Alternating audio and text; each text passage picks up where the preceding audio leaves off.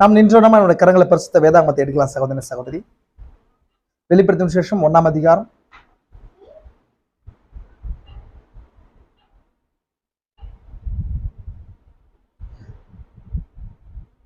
12ஆம் வசனத்துல ஒரு சில வசனங்களை கூட வாசிக்கலாம். அப்பொழுது என்னுடைய பேசின சத்தத்தை பார்க்க திரும்பினேன்.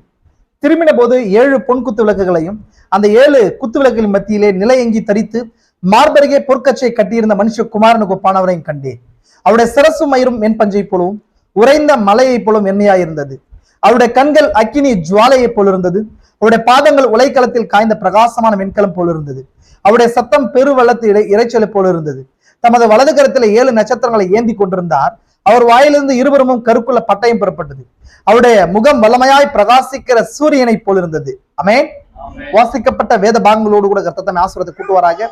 நாம் ஜெபம் செய்யும்படி தலைகளை தாழ்த்தலாம். கிருபை நிறைந்த எங்கள் பரலோக பிதாவே, இந்த ஆசீர்வதிக்கப்பட்ட அந்த சாயங்கால நேரத்துக்காக நன்றி.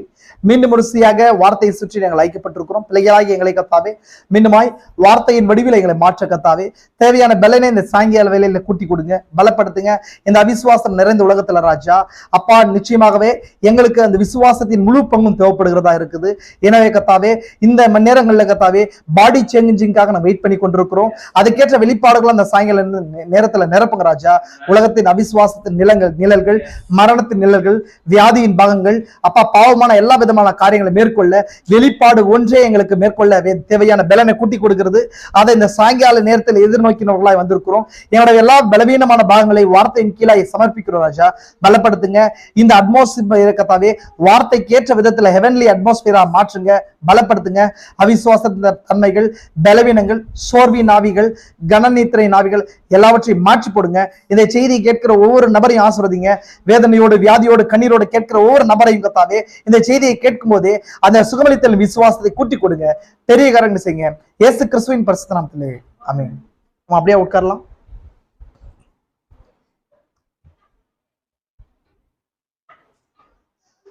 கர்த்தராகிய இயேசு கிறிஸ்துவின் பரிசுத்த நாமத்துக்கு மகிமை உண்டாகட்டும். கர்த்தர் தாமே கடந்து வந்தவர் யாவரையும் ஆசீர்வதிப்பாராக. அல்லேலூயா. சரி, லாஸ்ட் வீக் சில காரியங்களை பார்த்தோம். எகைன் ஒரு சின்ன ரீகால் உங்களோட கூட நான் பண்ணிட்டு இந்த கிறிஸ்துவோட 7 விதமான மகிமையை நம்ம கம்ப்ளீட் பண்ணலாம்னு நினைக்கிறேன். ஆமென். அல்லேலூயா. நம்ம ரெவலேஷன் சீரியஸ் ஸ்டார்ட் பண்ணோம். நடுவில் ஒரு சில சின்ன சின்ன செய்திகள்லாம் பார்த்தோம். இதெல்லாம் அந்த பழைய காரியங்களை என்ன அவங்க கம்ப்ளீட் பண்ணி நம்ம அந்த அதை முடிச்சு வைக்கிறதா கரெக்டான பகுதி. ஆமென். எனவே நம்ம கிறிஸ்துவோட 7 விதமான மகிமையில 2 விதமான காரியங்களை பார்த்தோம் இல்லைங்களா? அவருடைய சிரசும் மயிரை குறிச்சு பார்த்தோம் இல்லைங்களா? அவருடைய தலை முடியை குறிச்சு பார்த்தோம். அதே போல 2வது அவருடைய கண்களை குறிச்சு நம்ம பார்த்தோம் இல்லைங்களா? அதுக்கப்புறம் என்னங்க இதை குறிச்சு பார்த்தோம். நம்ம லாஸ்ட் வீக் பார்க்கும்போது சின்ன ஒரு நம்மளுடைய பவர் கட் ஆனதுனால அவருடைய பாதங்களை குறிச்சு பார்த்தோம். எகைன் திரும்பவும் அதுல இருந்து உங்களுக்கு ஸ்டார்ட் பண்ணலாம்னு சொல்லி நினைக்கிறேன். ஆமென். அல்லேலூயா. லாஸ்ட் வீக் அந்த காரியங்கள் பேசின காரியங்கள் உங்களுக்கு ஆசீர்வாதமா இருந்துச்சுன்னு நினைக்கிறேன். ஆமென். எகைன் அந்த காரியங்களை குறிச்சு நான் காட்டுறேன். ஆமென். அல்லேலூயா. பாருங்க, இங்க அவருடைய பாதங்கள் உலைக்களத்தில் காய்ந்த பிரகாசமான வெண்கலம் போல இருந்தது. ஆக்சுவலி இது எப்படி சொல்லணும்னு சொன்னா, வெளிப்படுத்தின விசேஷத்துல அந்த 1ஆம் அதிகாரம் முழுசா அது எதுவா இருக்குன்னு சொன்னா சபை காலங்களில் கிறிஸ்து அல்ல. ஆல்ரெடி நான் பார்த்தோம். அது என்னங்க, கர்த்தருடைய நாளில் கிறிஸ்துன்னு சொல்லப்பட்டுச்சு இல்லைங்களா? கர்த்தருடைய நாளில கிறிஸ்து எவ்விதமாய் தன்னை வெளிப்படுத்தி இருக்கிறாருன்னு சொல்லி இல்லைங்களா? கர்த்தருடைய நாளில் ஆவிக்குள்ளானேன் போது எதுங்க, கர்த்தருடைய நாள் எப்போது ஸ்டார்ட் ஆச்சுன்னு நம்ம பாக்குறோம். 1963 இருந்து டில் மில்லினியம் வரைக்கும் அது. அல்லேலூயா. அவருடைய மகிமை பிரதாபத்தை வெளிப்படுத்துற நாள், நியாய தீர்ப்பின் நாள். அதே போல அவர் ராஜ்யத்தை பெற்றுக்கொள்கிற நாள். அல்லேலூயா. யாரோடு கூட? மனவாட்டியோடு கூட. அல்லேலூயா. நம்ம பார்த்திருக்கிறோம் அதெல்லாம். தானியேல் 7ஆம் அதிகாரத்துல எப்படி அந்த மனுஷகுமாரன் ராஜ்யத்தை பெற்றுக்கொள்ற காட்சியை கூட என்ன பண்ணிருக்கோங்க, மனுஷகுமாரனுடைய தலை அந்த வெண்பஞ்சை போல இருக்கிற அந்த டோப்பாவை குறிச்சு நம்ம என்ன பண்ணோம், பார்த்தோமா இல்லைங்களா? அதுல எஸ்பெஷலி அவருடைய 3வது தோற்றத்தை குறிச்சு என்ன பண்ணோம் நம்ம பாக்குறோம். அதான் உலைக்களத்தில் காய்ந்த பிரகாசமான வெண்கலம். ஆமென். இதெல்லாமே விஷுவலா என்ன இருக்குதுன்னு சொன்னா எல்லாத்துக்கும் ஒன்னொன்னு ஒரு டைப் எதுங்க முன் அடையாளங்களா இருக்குது. ஒன்னொன்னும் அது அடையாளங்களா இருக்கு இல்லைங்களா? அது ரியாலிட்டிகள். வெண்கல பாதங்கள்லாம் அந்த வெண்கலம் ஒரு எலிமெண்ட். அந்த எலிமெண்ட் என்னங்க, அந்த பிராஸ் ரியல் பிராஸ் கிடையாது. அந்த அந்த எலிமெண்ட்டுக்கு பின்னாடி ஒரு மீனிங் இருக்குது இல்லைங்களா? அந்த மீனிங் இருக்குது இல்லைங்களா? ஒரு எலிமெண்ட்டுக்கும் பைபிள் ஒரு தன்மை கொடுக்குது. ஸ்பிரிச்சுவல் மீனிங் என்ன பண்ணுது, நமக்கு வெளிப்படுத்தி காட்டுது இல்லைங்களா? நாம பார்த்திருக்கிறோம் பழைய ஏற்பாட்டுல சொல்லப்பட்ட அந்த 4 மிருகங்களையும் பார்த்திருக்கிறோம். கிறிஸ்துவின் ராஜ்யத்தை விளக்குற அந்த கிறிஸ்துவின் ராஜ்யத்தை கொண்டு வருகிற அந்த தானியேலுடைய நேபுகாத்நேச்சருடைய பொற்சிலையுடைய காரியங்களையும் நம்ம பார்த்திருக்கிறோம் இல்லைங்களா? அந்த 4 மிருகங்களையும் பார்த்திருக்கிறோம். அதே போல இன்னும் பழைய ஏற்பாட்டுல அநேக விதமான இடத்துல வெண்கலம் எங்க பழைய ஏற்பாட்டுல எங்க யூஸ் பண்ணப்பட்டுச்சுன்றதை குறிச்சு கூட என்ன பண்ணிருக்கோம், நம்ம பார்த்திருக்கிறோம். அப்ப அதுல பார்க்கும்போது எகைன் திரும்பவும் கிறிஸ்து வெளிப்படுத்தும் விசேஷம் வரும்போது திரும்பவும் கிறிஸ்து மனவாட்டியில வெளிப்படும் போது அது ஒட்டுமொத்த சபையை குறிச்சு தான் ரெவலேஷன். மனவாட்டின்னு பார்க்கும், சபை கூட சொல்லப்படுது அது மனவாட்டி. ஏன்னா கிறிஸ்துவின் சரீரம் தான் என்ன இருக்குது, மனவாட்டி. அதனால மனுஷகுமாரன் ஒப்பானவரை கண்டேன்னு சொல்லப்பட்டுச்சுன்னு சொல்லி நம்ம பார்த்தோமா இல்லைங்களா? நீங்க அதை பார்க்கும்போது எப்பொழுதுமே வெறும் இயேசு கிறிஸ்துவ மட்டும் மீன் பண்ணக்கூடாது. அது ஒட்டுமொத்த மனவாட்டிக்குள்ள கிறிஸ்து தன்னை வெளிப்படுத்துறதுன்னு சொல்லி பார்க்கணும் இல்லைங்களா? அது என்ன சொல்லப்படுது, மனுஷகுமாரன் ஒப்பானவர் மார்பருகே பொற்கச்சை கட்டி கொண்டிருந்த மனுஷகுமாரன் ஒப்பானவர் மார்பருகே பொற்கச்சை கட்டி கொண்டிருந்தல். அது இங்கிலீஷ்ல என்ன சொல்லப்படுறது நம்ம பார்த்திருக்கிறோம் இல்லைங்களா? கிரிடல் இல்லைங்க, அப்பான் தான் என்னங்க பாப்ஸ் அப்படின்னு சொன்னா ஸ்திரியை போல மார்பகம் உடையவரா இல்லைங்களா? ஆல்மைட்டி காடா, சர்வ வல்லவரா. அங்க மம்ரே சமபூமியில யாரை சந்திக்க வந்தவரா? அபிரகாம் சந்திக்க வந்தவரா? சர்வ வல்லவரா இருந்தார். அதே அவர் தான் இன்னைக்கு மனுஷகுமாரனாய் அங்க மனவாட்டிக்குள்ள தன்னை வெளிப்படுத்தி கொண்டிருக்கிறார் முழு வல்லமையில இருந்து. ஆமென், அல்லேலூயா. ஏன்னா அது தேர்ட் புல் மினிஸ்ட்ரியா இருக்குது. தேர்ட் புல் மினிஸ்ட்ரி குறிச்சு நம்ம பார்த்திருக்கிறோமா இல்லைங்களா? தேர்ட் புல் மினிஸ்ட்ரியில அந்த 3 folds இருக்குதா இல்லைங்களா? ஓப்பனிங் ஆஃப் தி வேர்ல்ட் இல்லைங்களா? ஃபர்ஸ்ட் ஃபோல்ட் என்னங்க, முதலாவது மடிப்பு ஓப்பனிங் ஆஃப் தி வேர்ட். இரண்டாவது என்னங்க, ஸ்போக்கன் வேர்ட் மேனிஃபெஸ்டேஷன், வார்த்தை வெளிப்படுத்துறது 1. இரண்டாவது வார்த்தையின் அதிகாரத்தை வெளியே கொண்டு வர்றது 2. மூன்றாவது இழக்கப்பட்டவர்களுக்கு பிரீச் பண்றது, அதாவது நியாய தீர்ப்பை கொண்டு வர்றது. அல்லேலூயா. நித்தியமாய் இழக்கப்பட்ட ஒருபோதும் அவங்க என்ன பண்ண முடியாது, ரட்சிக்கப்பட முடியாது. அதுதான் 3ஆம் இழுப்புல வர்ற அந்த பாகமா இருக்குது இல்லைங்களா? அந்த ஓப்பனிங் ஆஃப் தி வேர்ட் தான் ஸ்வாட கொண்டு வருது, கிங் ஸ்வாட கொண்டு வருது. நம்ம தான் இன்னைக்கு பார்க்க போறோம், கிங் ஸ்வாட கொண்டு வருது இல்லைங்களா? தேர்ட் புல்ல இருக்கிற அந்த காரியங்களா இல்லைங்களா? தேர்ட் புல் வந்து தீர்க்கதரிசி லைஃப்ல வந்து 5 இன்சிடென்ட் மூலமா என்ன பண்ணுச்சு, அங்க வெளிப்படுத்தப்படுச்சு. அது டெம்போரியலா வெளிப்படுத்தப்படுச்சு மேனம் லைஃப்ல. ஆனா கடைசியா மனவாட்டி மூலமா முழுசா அதை வெளிப்படுத்த போகுது இல்லைங்களா? நம்ம பார்த்திருக்கிறோம் இல்லைங்களா? அது ரெசரெக்ஷன் மூலமா ஃபர்ஸ்ட் வெளிப்படுத்தப்படுச்சு இல்லைங்களா? இரண்டாவது ரெசரெக்ஷன் மூலமா, இரண்டாவது ஸ்கிரில் கிரியேஷன் மூலமா, இந்த அணில் சிருஷ்டிப்பு மூலமா, மூன்றாவது காரியம் எதுங்க, ஹீலிங் மூலமா இல்லைங்களா? ஹீலிங் யாருடைய, மேடாபிராயுடைய ஹீலிங் மூலமா காண்பிக்கப்பட்டுச்சு இல்லைங்களா? நாலாவது ஹேட்டி ரைட்டுடைய சன்ஸ் சால்வேஷன் ரட்சிப்பின் மூலமா காண்பிக்கப்பட்டுச்சு. அதுக்கப்புறம் காலரோட புயல், அதாவது இயற்கையை வந்து என்ன பண்ணுதுங்க, அந்த கட்டுப்படுத்துறது இல்லைங்களா? நேச்சர் வந்து எதுக்கு வருது, அத்தாரிட்டி, நேச்சர் அத்தாரிட்டியை பெற்றுக்கொள்றது. இது தேர்ட் புல்ல கொண்டு வந்துச்சு இல்லைங்களா? முழு அதிகாரத்தை பெற்றுக்கொள்றது. ஆமென். நம்ம இதெல்லாம் பார்த்திருக்கிறோம் இல்லைங்களா?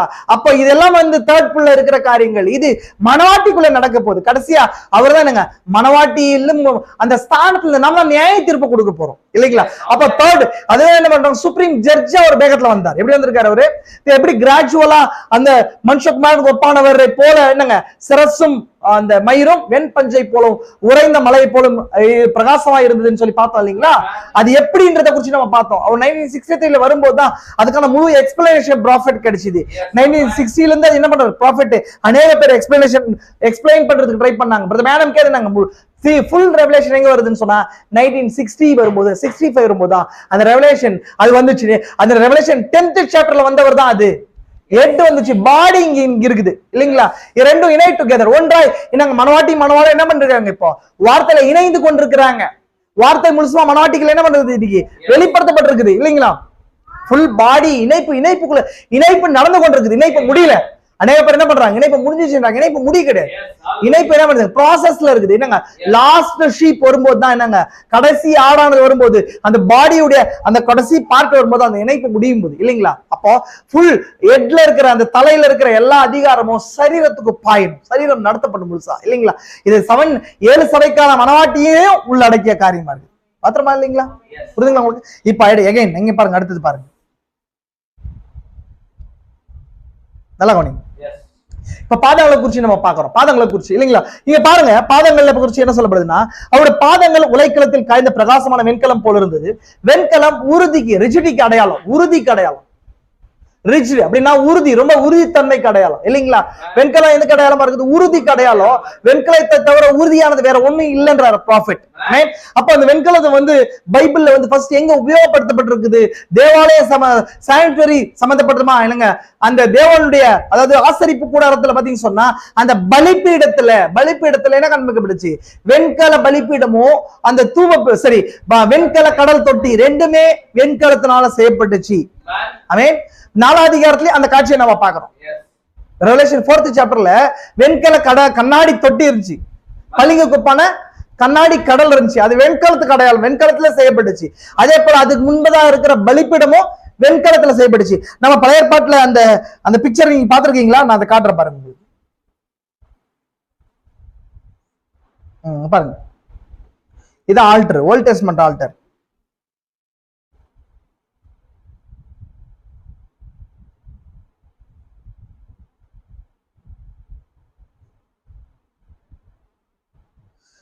இதான் வெண்கல கடல் தொட்டி, இது பலிபீடம். இதான் பலிபீடமா இருந்துச்சு. அதான் எக்ஸோடஸ்ல யாத்திரையாகமம் 27ஆம் அதிகாரத்துல யாத்திரையில ஒரு நியமமாக அவங்களுக்கு பலிபீடம் கொடுக்கப்பட்டுச்சு. பலிபீடம் எதுக்காக கொடுக்கப்பட்டுச்சு? அவங்க பாவ நிவர்த்திக்காக பலிபீடம் கொடுக்கப்பட்டுச்சு.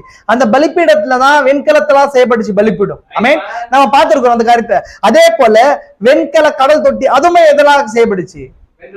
வெண்கலத்தெல்லாம் செய்யப்பட்டுச்சு. இப்ப இந்த ரெண்டுத்துக்கான பர்பஸ் ஒண்ணு இருக்குது. என்ன செய்வாங்க சொன்னா, பலியை கழுவுறதுக்கு ஒண்ணு, அதே போல ஆசாரியனை கழுவுறதுக்கு அந்த தண்ணியில யூஸ் பண்ணாங்க. ஆனா வெளிப்படுத்தல் 4ஆம் அதிகாரத்துல பார்க்கும்போது அந்த பலிபீடத்தின் முன்னாடி இருக்கிற தண்ணி எப்பவுமே கலங்கினதா ரெட் கலர்ல இருக்கும், பிளட் மிக்ஸ்ல இருக்கும். பிளட் மிக்ஸ்ல இருக்கும். ஏன் பிளட் மிக்ஸ்ல இருக்கும் அப்படின்னு சொன்னா, அங்க பலியானதை செலுத்தப்படுறதுக்கு அடையாளமா இருக்குது. வெளிப்படுத்தல் 4ஆம் அதிகாரத்தை பாக்குறீங்களா இல்லையா? வெளிப்படுத்தல் 4ஆம் அதிகாரத்தை பாருங்க, நான் அதை காட்டுறேன் உங்களுக்கு. முக்கியமா பாருங்க,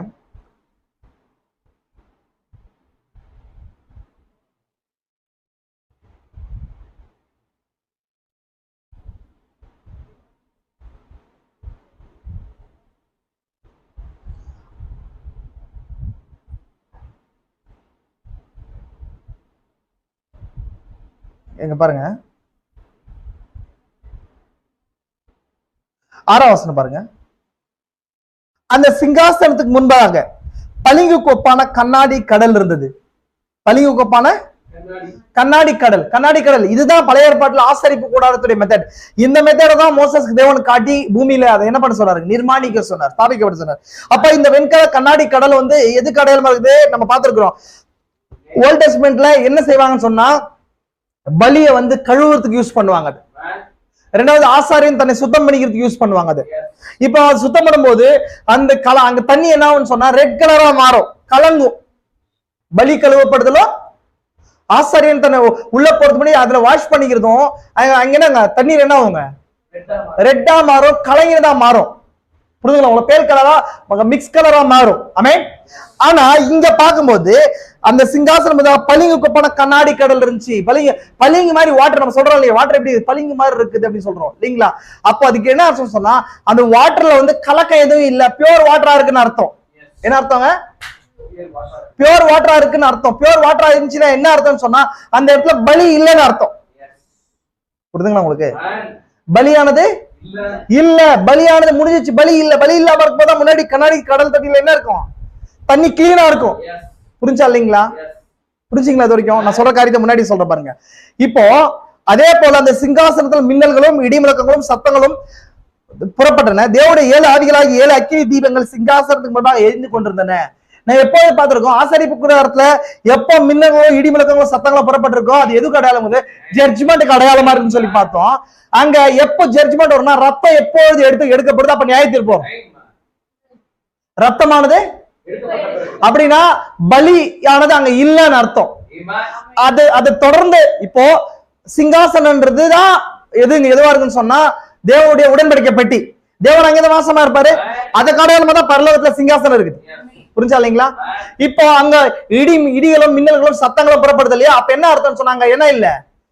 ரத்தம் இல்ல. அவன் என்ன இல்ல? அப்ப ரத்தம் இல்ல. ரத்தம் வரதுக்கு முன்னாடி பலியானது பலி செலுத்தப்படணும், ஆசாரியன் இருக்கும் இல்லையா? அப்போ அதுக்கு முன்பு ஃப்ரண்ட்ல இருக்கிற அந்த வெண்கல கடல் தொட்டியும் தண்ணி கிளீனா இருக்கு. புரிஞ்சா உங்களுக்கு? இது கீழே கனெக்ஷன் புரியுதா உங்களுக்கு? அப்ப இந்த வெண்கலம் எதுக்கு அடையாளம் சொன்னா, அதாவது பலியானது நியாய தீர்க்கப்பட போகுது. ஒரு நியாய தீர்ப்பானது அங்க இருக்குது, ஒரு பாவத்துக்கான நியாய தீர்ப்பானது இருக்க போகுதுன்றத அடையாளப்படுத்துறதுக்கு தான் இங்க வெண்கல கடல் தொட்டியும் பலிப்பீடமும் ஃப்ரண்ட்ல இருக்குது. ஆமென். பாருங்க, இதே வந்து நான் இங்க யாத்திரையாகமத்துல காட்டுறேன் பாருங்க. இதே விஷயத்த யாத்திரையாகமத்துல 27வது அதிகாரத்துல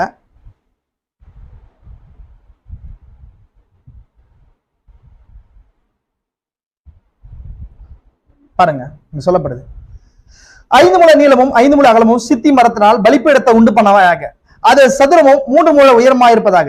அது 4 முளைகளும் 4 கொம்புகளையும் உண்டாக்குவாயாக. அதன் கொம்புகள் அதனோட ஏகமா இருக்க வேண்டும். அது வெண்கல தகட்டால் மூட வேண்டும். வெண்கல தகட்டால் தகடு இருக்கணும். ஏன் இது இன்னொரு விஷயம் நான் ஆல்ரெடி உங்களுக்கு சொல்லியிருக்கிறேன். இந்த வெண்கல பலிப்பீடம் ஆல்சோ எதுக்கு அடையாளமா இருக்குது அப்படின்னு சொன்னா அது நியாய தீர்ப்புக்கு அடையாளம். இந்த சரி வெண்கல பலிப்பீடம் ஆல்சோ கிறிஸ்துவுக்கு அடையாளம். புரியுதா உங்களுக்கு? வெண்கல ஆசரிப்பு கூடத்துல ஒரு பொருளும் கிறிஸ்துவ குறிச்சு காட்டுதுங்க. தயவுசெய்து புரிஞ்சுக்கோங்க நல்லா. ஏன்னா இங்க பாருங்க என்ன காண்பிக்கப்பட்டுச்சு. இங்க 5 முழ நீளமும் 5 முழ அகலமும் சித்தி மரத்தால் பலிப்பீடத்தை உண்டு பண்ணுவாங்க. இங்க ஒரு மரம் காண்பிக்கப்படுது. மரம் எப்போதும் எதுக்கு அடையாளம்? மனுஷீகத்துக்கு அடையாளம் இல்லைங்களா? அந்த மனுஷீகம் எதனால போர்த்தப்பட்டுச்சுன்னு சொன்னா நியாய தீர்ப்பினால் போர்த்தப்பட்டுச்சு. புரியுதா இல்லைங்களா? புரிஞ்சா இல்லைங்களா? இங்க இயேசு இல்லைங்களா? அது மேல என்னங்க நியாய தீர்ப்பு விழுது, நியாய தீர்ப்பானது விழப்போகுது அப்படின்றது அடையாளமாக காண்பிக்கப்படுதா இல்லைங்களா? அது 4 முளைகளும் 4 கொம்புகளை உண்டாக்குவாயாக. அதன் கொம்புகள் அதனோட ஏகமா இருக்க வேண்டும் இல்லைங்களா? அதை வெண்கல தகட்டால் மூட வேண்டும். வெண்கல தகடு வச்சு நம்ம அடிக்கணும் இல்லைங்களா? நான் பார்த்துக்கிறோம். ஏன்னா அப்ப அது மேலதான் பலியானது செலுத்தப்பட போகுது. ஆமென். பலியானது ஏற்றுக்கொள்ளப்பட போகுது அப்படின்னு சொன்னா நியாய தீர்ப்பானது இருக்க போகுதுன்னு அர்த்தம். ஒரு சைடு இது பலியை ஏற்றுக்கொள்றதுக்கு அடையாளமானது, ஒரு பக்கம் பாவமானது நியாய தீர்க்கப்பட போகுதுன்றதை காட்டுது. இங்க சொல்ற பாருங்க, கீழே என்ன சொல்ற பாருங்க. இவருடைய பாதங்கள் பேருக்கு வெண்கலமோ உலைக்களத்தில் காய்ச்சப்பட்டு பரிசோதிக்கப்பட்டதால் சாதாரணமான வெண்கலத்தை விட உறுதி கொண்டது. வெண்கலம் தேவனுடைய நியாய தீர்ப்புக்கு எடுத்துக்காட்டா இருக்கிறது. ஆமென். ஆல்ரெடி சொன்னேன் உலைக்களத்தில் காய்ந்த வெண்கலம். நான் லாஸ்ட் வீக் நம்ம பார்த்தோம். உலைக்களத்தில் காய்ந்த வெண்கலத்துக்கு அடையாளம் எதுக்கு அடையாளமா இருக்குதுன்னு சொல்லி பார்த்தோம். நியாயத்து வெண்கலம் உறுதிக்கும் அடையாளமா இருக்குதுன்னு சொல்லி பார்த்தோம். உலைக்களத்தில் காய்ந்தது அப்படின்றது நியாய தீர்ப்புக்கு உட்பட்டதுன்னு அர்த்தம். ஆமென். நான் பார்த்திருக்கவா இல்லைங்களா? அவர் தேவனுடைய உக்கிர கோபமான மது உள்ள ஆளையை மிதித்தார். கர்த்தாதி கர்த்தா ராஜாதி ராஜா என்னும் நாமம் அவருடைய வஸ்திரத்தின் மேல தொடை மேலும் எழுதப்பட்டிருக்கு. வெளிப்படத்தில் 14 காண்டா பாணக்கப்பட்டிருக்குது. பார்த்திருக்கமா இல்லைங்களா? அவர் தேவனுடைய உக்கிர கோபமான மது உள்ள ஆளையை மிதித்தார் இல்லைங்களா? அப்ப என்ன பண்ற என்னன்னு சொன்னா உக்கிர கோபம் மது உள்ள ஆலைன்னு சொன்னா தேவோட கோபாக்கினை என்னங்க? அது நம்மளுடைய பாவத்தினால அவருடைய கோபம் காணப்பட்டுச்சு இல்லைங்களா? அப்ப காண போகும்போது அந்த கோபாக்கினை எதிர்கொள்றதுக்கு இயேசு தேவைப்பட்டுச்சு இல்லைங்களா? அப்ப என்ன பண்ணுங்க, அவர் மிதிக்கும் போது அவர் நியாய தீர்ப்புக்கு உட்படுத்தப்பட்டார். உலைக்களத்தில் காய்ந்த பிரகாசமான வெண்கலம் அப்படின்னு சொன்னா அந்த நியாய தீர்ப்புக்கு உட்படுத்தப்பட்டது அப்படின்றது அர்த்தம். புரியுதுங்களா உங்களுக்கு? நியாய தீர்ப்புக்கு உட்படுத்தப்பட்டதுன்னு அர்த்தம். புரிஞ்சுக்கோங்க நல்லா. இங்கதான் சொல்ற தீர்க்கதரிசி. இப்ப அதுக்கப்புறம் இது அடுத்துதான் வெண்கலம் வேற எங்க காணப்படுதுன்னு சொன்னா சர்ப்பமானது மோசேயினால வனாந்திரத்துல உயர்த்தப்பட்டு போல மனுஷகுமாரனும் உயர்த்தப்படணும். யோவான் 3ஆம் அதிகாரத்துல காணப்படுது இல்லைங்களா? யார் நிக்கோதேமு கிட்ட பேசுறாரா? அப்பதான் சொல்லப்படுது பாருங்க. என்ன சொல்லப்படுது பாருங்க, 3ஆம் அதிகாரம் 14-19 வரைக்கும் என்ன சொல்லப்படுது? சர்ப்பமானது மோசையினால் வனாந்திரத்துல உயர்த்தப்பட்டது போல மனுஷகுமாரனும் தன்னை விசுவாசிக்கிறவன் எவனும் அவன் கெட்டு போகாமல் நித்திய ஜீவனை அடையும்படிக்கு உயர்த்தப்பட வேண்டும். அப்ப என்னன்னு சொன்னா இங்க கிறிஸ்து உயர்த்தப்பட்ட வெண்கலமாய் இருக்கிறார். கிறிஸ்து என்னவா இருக்கிறார்? இப்போ உயர்த்தப்பட்ட வெண்கல சர்ப்பமா இருக்கிறார். சர்ப்பம் பாவத்துக்கு அடையாளம், பாவத்துக்கு மரணத்துக்கு அடையாளம். அதோட கூட கிறிஸ்து எப்படி பொருந்துறாரு யோசிச்சு பாருங்க. புரியுதா உங்களுக்கு? புரிஞ்சுங்களா உங்களுக்கு? உயர்த்தப்பட்ட அப்போ இந்த சர்ப்பம் எதுக்கு அடையாளமா சொல்லப்படுது? உயர்த்தப்பட்ட வெண்கல சர்ப்பம் கிறிஸ்துவ சுட்டி காட்டுது. ஒருபோது கிறிஸ்து சர்ப்பமா முடியாது இல்ல? புரியுதா உங்களுக்கு? இங்க எப்படி உருவகம் இயேசு கிறிஸ்து அதை எடுத்து அதுக்கு பொறுத்துறாரு. இயேசு கிறிஸ்து தன்னை அந்த வெண்கல சர்ப்பத்துக்கு பொருத்திக்கிறார். நல்லா கவனிங்க, இதுக்கு பின்னாடி ரெவலேஷன் புரிஞ்சுக்கோங்க. உயர்த்தப்பட்ட வெண்கல சர்ப்பம் ஏதேன்ல பூமியில பாவம் வந்ததுக்கு மரணத்துக்கு வந்ததுக்கும் அடையாளமா இருக்குது. சர்ப்பத்தின் மூலமா பாவமும் மரணமும் வந்துச்சு இல்லைங்களா உங்களுக்கு? அப்போ இதுதான் வனாந்தரத்துல என்ன பண்ணிச்சுக்காங்க. வனாந்தரத்துல வரும்போது தேவன் இஸ்ரவேல் ஜனங்கள் அவிசுவாசிக்கும் போது அவர் மோசேயை தீர்க்கதரிசி விசுவாசிக்கும் போது இப்ப இந்த வெண்கல சர்ப்பம் கடிக்கிறதுக்கு பின்னாடி ஒரு ரெவலேஷன் இருக்கு. அதெல்லாம் கவனிங்க. சரி, அந்த கொல்லிவாய் சர்ப்பங்கள் அப்படின்னு சொன்னா ஃபயரி சர்பன்ட்ஸ் என்னங்க? கொல்லிவாய் சர்ப்பங்கள் கடிக்கும் போது நெருப்பு சொட்ட மாதிரி இருக்குமா? ஃபயரி சர்பன்ட் இருக்கும். கொல்லிவாய் சர்ப்பங்கள், கொல்லினா என்ன அர்த்தங்க? நெருப்பு கொல்லி இல்லையா? கொல்லிவாய் சர்ப்பங்கள் மனுஷனை கடிக்கும் போது என்ன பண்றாங்க? சாவுறாங்க. அநேக பேர் சாவுறாங்க இல்லைங்களா உங்களுக்கு? அப்ப தேவன் என்ன செய்யறாருன்னு சொன்னா அந்த கொல்லிவாய் சர்ப்பம் ஏதேன்ல பாவம் வந்ததுக்கு அடையாளமா இருக்கு இல்லைங்களா? அப்ப அது தேவனை விசுவாசிக்கிறவங்களுக்கு எல்லாம் அது கடிக்கும். அதனால கடிக்கப்பட்டிருக்கிறாங்க. எதை விசுவாசிக்கிறாங்க? தங்களுக்கான அருளப்பட்ட வழிய, தங்களுக்காக அருளப்பட்ட தீர்க்கதரிசியை அவிசுவாசிக்கும் போது, யாரெல்லாம் இந்த காலத்துல அவிசுவாசிக்கிறாங்களோ அவங்க எல்லாரையும் அந்த கொள்ளிவாய் சர்ப்பம் கடிக்கும். யார் விசுவாசிக்கிறாங்களோ விசுவாசிக்கும் போது அந்த தீர்க்கதரிசி மேல ஒரு அருளப்பட்ட வழி இருக்கு. தீர்க்கதரிசி மூலமா ஒரு அருளப்பட்ட வழி எதுன்னு சொன்னா உயர்த்தப்பட்ட வெண்கல சர்ப்பம்.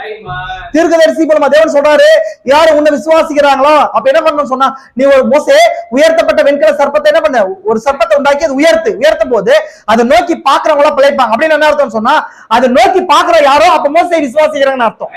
இந்த ரெவலேஷன் புரியும் அப்படின்னு சொன்னா என்ன அர்த்தம், இதுல சுகம் இருக்குது பாருங்க சொல்லி மோசே சொல்றாருன்னு சொன்னா, மோசையோட வார்த்தையை நம்புறதுனால அவங்க பாக்குறாங்க, அப்போ மோசையை விசுவாசிக்கிறாங்க. அப்ப தேவன் ஒரு மனுஷனுக்குள்ள வெளிப்பட்டார்ன்றத என்ன பண்றாங்க, விசுவாசிக்கிறாங்க. தேவன் அந்த ஜனங்களுக்காக கொடுக்கப்பட்ட அந்த வார்த்தை விசுவாசிச்சாங்க. ஆமென். இந்த நாள்ல கூட தேவனால் அருளப்பட்ட நமக்காக கொடுக்கப்பட்ட அந்த வரம்ன்றது வேணாம் இருந்தார். அவரோட வரும். இன்னைக்கு அது 5-fold மினிஸ்ட்ரியா இருக்கிற அந்த வரம், அந்த கிஃப்டை யார் அடையாளம் கண்டு கொள்றாங்களோ அவங்க மூலமா ஒரு உயர்த்தப்பட்ட வெண்கல சர்ப்பம் காண்பிக்கப்படுது. அப்ப நம்ம நான் உங்களை ஏற்றுக்கொள்றேன்றது எதுல காண்பிக்கப்படுதுன்னா, உங்க வார்த்தைக்கு செவி கொடுக்கறதுல தான் உங்களை ஏற்றுக்கொள்றதுக்கு அடையாளமா இருக்கு. நிறைய பேர் சொல்றாங்க, என்ன பண்றாங்க, உங்களை என்ன பண்றோம் ஏற்றுக்கொள்றோம்ன்றாங்க. ஆனா நம்ம சொல்ற வார்த்தை ஏற்றுக்கொள்றது இல்லைங்களா? ஏன்னா வார்த்தையில நாமளா இருக்கிறோம். தேவனை ஏற்றுக்கொள்வது அவருடைய வார்த்தை ஏற்றுக்கொள்றதாகும். தேவனை ஏற்றுக்கொள்றது அவருடைய மனவாட்டியை ஏற்றுக்கொள்றதா இருக்கும். ஏன்னா நம்ம தேவனுடைய பாகமா இருக்கிறோம். நிறைய பேருக்கு இயேசு கிறிஸ்து சொன்னாரு, தீர்க்கதரிசி சொன்னாருன்னு பிடிக்கும். ஆனா நம்ம சொன்னா பிடிக்கும், அவங்க என்ன பண்ணாது, ஏற்றுக்கொள்ள மாட்டாங்க. ஏன்னா நம்மள என்னங்க, வார்த்தை வேற நம்ம வேற நினைச்சுக்கிறாங்க. வார்த்தை நம்மளும் ஒண்ணுதான் இல்லைங்களா? நாங்க பார்ட் ஆஃப் ஹிஸ் வேர்ட், நம்ம அவருடைய வார்த்தையின் பாகமா இருக்கிறோம். வார்த்தையின் பாகமா இருக்கிறோம், புரிஞ்சுக்கலாம் இல்லைங்களா? அப்ப அந்த வெண்கலம், உயர்த்தப்பட்ட வெண்கலம் இங்க ஏன் இயேசு கிறிஸ்துக்கு அடையாளப்படுத்தப்படுதுன்னு சொன்னா, கிறிஸ்து நமக்காக என்னவா மாறுறாரு, பாவமா மாறுறாரு. இப்ப பாவம் தான், பாவம் எதுக்கு அடையாளமா இருக்குது, அவிசுவாசம். பாவம் அங்க பழைய ஏற்பாட்டுல சர்ப்பத்துக்கு அடையாளமா இருக்குது. அப்ப இயேசு இங்க என்ன மாறி இருக்காருன்னு சொன்னா, அந்த சர்ப்பம் மாறுற மாதிரி அடையாளப்படுத்தப்படுது. அதனால இயேசு கிறிஸ்து தன்னை அந்த உயர்த்தப்பட்டவனுக்கு வெறும் சர்ப்பத்துக்கு அடையாளமா இல்ல. அப்படின்னா வெறும் சர்ப்பத்துக்கு அடையாளமா இருந்தா ஒரு பாவத்தை கொண்டு வர ஒரு ஆயிடுவாரு. ஆனா உயர்த்தப்பட்ட அப்படின்னு சொல்ல, உயர்த்தப்படுதல் என்னன்னு சொன்னா, பழைய ஏற்பாட்டுல பழைய ஜனங்கள் ஒரு மனுஷன் பாவம் செஞ்சுட்டான்னு சொன்னா அவனை மரணாக்கினை கொடுத்து உயர்த்தப்படுறது அவங்களுக்கு என்ன வழக்கமா இருந்துச்சு. அது பெர்ஷியாவில் பாத்தீங்கன்னு சொன்னா சிலுவை தண்டனை இருக்கு இல்லையா, சிலுவை தண்டனை பெர்ஷியாவில் வந்துச்சு. பெர்ஷியன்ஸ் தான் ஃபர்ஸ்ட் என்ன பண்ணாங்க, சிலுவை தண்டனை கொண்டு வந்தாங்க.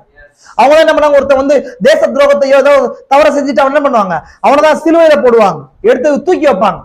இது மாதிரி எங்கிருந்து பாக்குறோம், உங்களுக்கு தெரியுமா? உங்களுக்கு அது தண்டனை எங்கிருந்து காட்டுற உங்களுக்கு தெரியுமா? உங்களுக்கு மொர்தெகாயை ஆமான்னு என்னவாங்க, அந்த கழுவ மரத்தை தூக்கி போடுறதுக்கு ரெடி பண்ணாங்களா அப்படின்னு சொன்னா, யாரை தூக்கி போடுறதுக்கு ரெடி பண்ணாங்க? புரிஞ்சவங்க நல்லா, அது சிலுவைக்கு அடையாளங்க. மொர்தெகாயை தூக்கி போடணும்னு சொல்லி என்ன பண்ணாங்க, ஆமானுக்கு. அதே மொர்தெகாய் யாருக்கு அடையாளமா இருக்கிற, கிறிஸ்துக்கு அங்க அடையாளமா இருக்கிறார் இல்லைங்களா?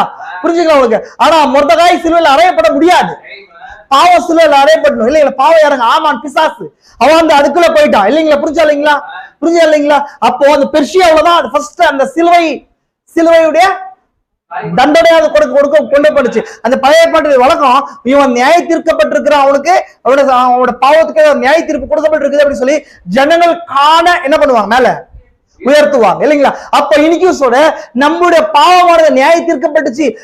அவர் என்ன பண்ணாரு, நம்மளோட பாவம் ஃபுல்லா யார் மேல போச்சு, நம்ம அந்த பலியாடு மேல கொண்டு போனோம். நமக்கான பலியாடு எதுங்க, கிறிஸ்து தான். அந்த பலியாடு அங்க கொண்டு போடும்போது அந்த பலிபீடத்தின் மீது வைக்கப்பட்டுச்சு. ஆமென்.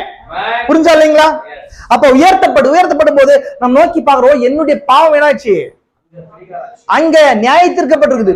அது என்னோட பாவம் தான் நியாயத்திற்கப்பட்டிருக்கு இல்லைங்களா உங்களுக்கு? அப்ப நோக்கி பார் என்ன பண்ணுங்க, சி இல்லைங்களா, லுக் அப்படின்னு சொல்லப்படுது இல்ல, பார் சொல்லப்படுது இல்லைங்களா?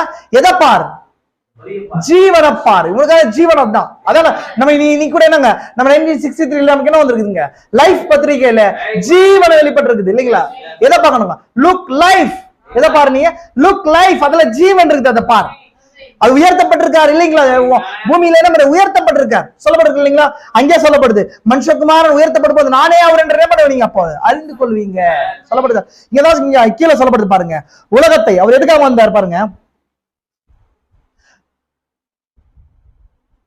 தேவன் தம்முடைய ஒரே பேரான குமாரன் விசுவாசிக்கிறவன் எவனும் அவனை கெட்டு போகாமல் நித்திய விஜயனை அவரை அடையும்படிக்கு அவரை தந்தரளி இவ்வளவாய் உலகத்தில் அன்பு கூர்ந்தார். தேவனுடைய அன்பை குறிச்சு விவரிக்கிற வசனமா இருக்குது. அநேகமா டினாமினேஷன் அதிகமா நம்ம படிச்ச வசனமா இருக்குது. உலகத்தை ஆக்கினைக்குள்ளாக தீர்க்கும்படி தேவன் தம்முடைய குமாரனை உலகத்தில் அனுப்பாமல் அவரால் உலகம் ரட்சிக்கப்படுவதற்காகவே அவரை அனுப்பினார். அவரை விசுவாசிக்கிறவன் ஆக்கினைக்குள்ளாக தீர்க்கப்படார். விசுவாசியாதவனோ தேவனுடைய ஒரே குமாரனுடைய நாமத்தினால் விசுவாசம் உள்ளவனாய் இராதபடினால் அவன் ஆக்கினை தீர்ப்புக்கு உட்பட்டாயிற்று. ஒளியான உலகத்தில் வந்திருந்தோம், மனுஷனுடைய கிரியைகள் பொல்லாதவர்களாக இருக்கிறபடினால் அவர்கள் ஒளியை பார்க்கலாம் இருளை விரும்புகிறதே அந்த ஆக்கினைக்கு தீர்ப்புக்கு காரணமாயிடுச்சு. ஏன்னா இவங்க என்ன பண்ணாங்க சொன்னா, இங்க என்ன சொல்றாரு சொன்னா, இங்க ரெண்டு விஷயங்கள், ரெண்டு செட் ஆஃப் ஜனங்கள் இருக்கிறாங்க. என்னங்க, ஒரு டீம் ஒளியை விரும்புறாங்க, ஒரு டீம் இருளை விரும்புறாங்க. ஒளின்றது நமக்காக அருளப்பட்ட பலி. இருள்ன்றது நாங்க சொன்னா ஒளியை புறக்கணிக்கிறது. ஆமென். இருள் அப்படின்ற பாகம் கிடையாது. ஒளி அங்க இல்லையோ அது இருளா மாறிடும். ஆமென். ஒளிதான் ஒரு ஆப்ஜெக்ட், ஒரு மெட்டீரியல் அது. ஆமென். புரிஞ்சா இல்லைங்களா? ஒளின்றது என்னங்க? ஆமா, அந்த ஒளி இல்லாம இருள்ன்றது அப்படி ஒண்ணும் கிடையாது. இருளுக்கு ஒரு கான்ஸ்டன்ட் இது கிடையாது. ஆமென். ஒரு கான்செப்ட் கிடையாது. இப்போ ஒரு மனுஷன், எந்த ஒரு மனுஷன் லைட்டை ரிஜெக்ட் பண்றான்னா ஆட்டோமேட்டிக்கா அதுக்குள்ள போயிடுவான். நான் அதனால சொல்றேன், நாங்க கரெக்டா இருக்கிறோம்னு சொல்றாங்க. எப்போ இந்த மணி நேரம் செய்தியை இங்க வெளிப்படுத்தப்படுற வார்த்தையை ரிஜெக்ட் பண்றாங்களோ ஆல்ரெடி அவங்க அதுக்குள்ள இருக்கிறாங்க. அதனாலதான் நம்ம சொல்றோம் அவங்க நியாய தீர்ப்புக்குள்ள இருக்கிறாங்க. இங்க சொல்லுது, வசனம் சொல்லுது, ஒளியாத உலகத்துல வந்திருந்தோம், மனுஷனுடைய கிரியைகள் பொல்லாதவைகளா இருக்கிறபடினால் அவர் ஒளியை பார்க்கணும் இருளை விரும்புகிறதே அந்த ஆக்கினை தீர்ப்புக்கு காரணமாச்சு. ஏன் ஜட்ஜ்மெண்ட் வருது? ஏன் சுப்ரீம் ஜட்ஜ்மெண்ட் வருது அப்படின்னு சொன்னா, அவங்க சன்ஸ் ஆஃப் லைட் கிடையாது, வெளிச்சத்தின் பிள்ளைகள் கிடையாது. ரெண்டு பைபிள்ல சொல்லுது, ரெண்டு பிள்ளைகளை சொல்லுது. இருளின் பிள்ளைகளை குறித்து சொல்லுது, வெளிச்சத்தின் பிள்ளைகள் சொல்லுது. வெளிச்சத்தின் பிள்ளைகள் எதை விரும்புவாங்க? வெளிச்சத்தை விரும்புவாங்க இல்லைங்களா? யார் வெளிச்சம்னு சொன்னா யார் ஒளி? கரெக்டுங்களா? வசனம் சொல்லுது, என்ன சொல்லுதுங்க? இந்த உலகத்துக்கு ஒளி நான் தான் சொல்றாங்க இல்லைங்களா? அந்த பவுல் சரி யோவான் சொல்லும்போது, ஆதியில் இருந்ததும் நாங்கள் கேட்டதும் நாங்கள் தொட்டதும் நாங்கள் நோக்கி பார்த்து ஜீவ வார்த்தையை குறிச்சு உங்களுக்கு என்ன பண்றோம்?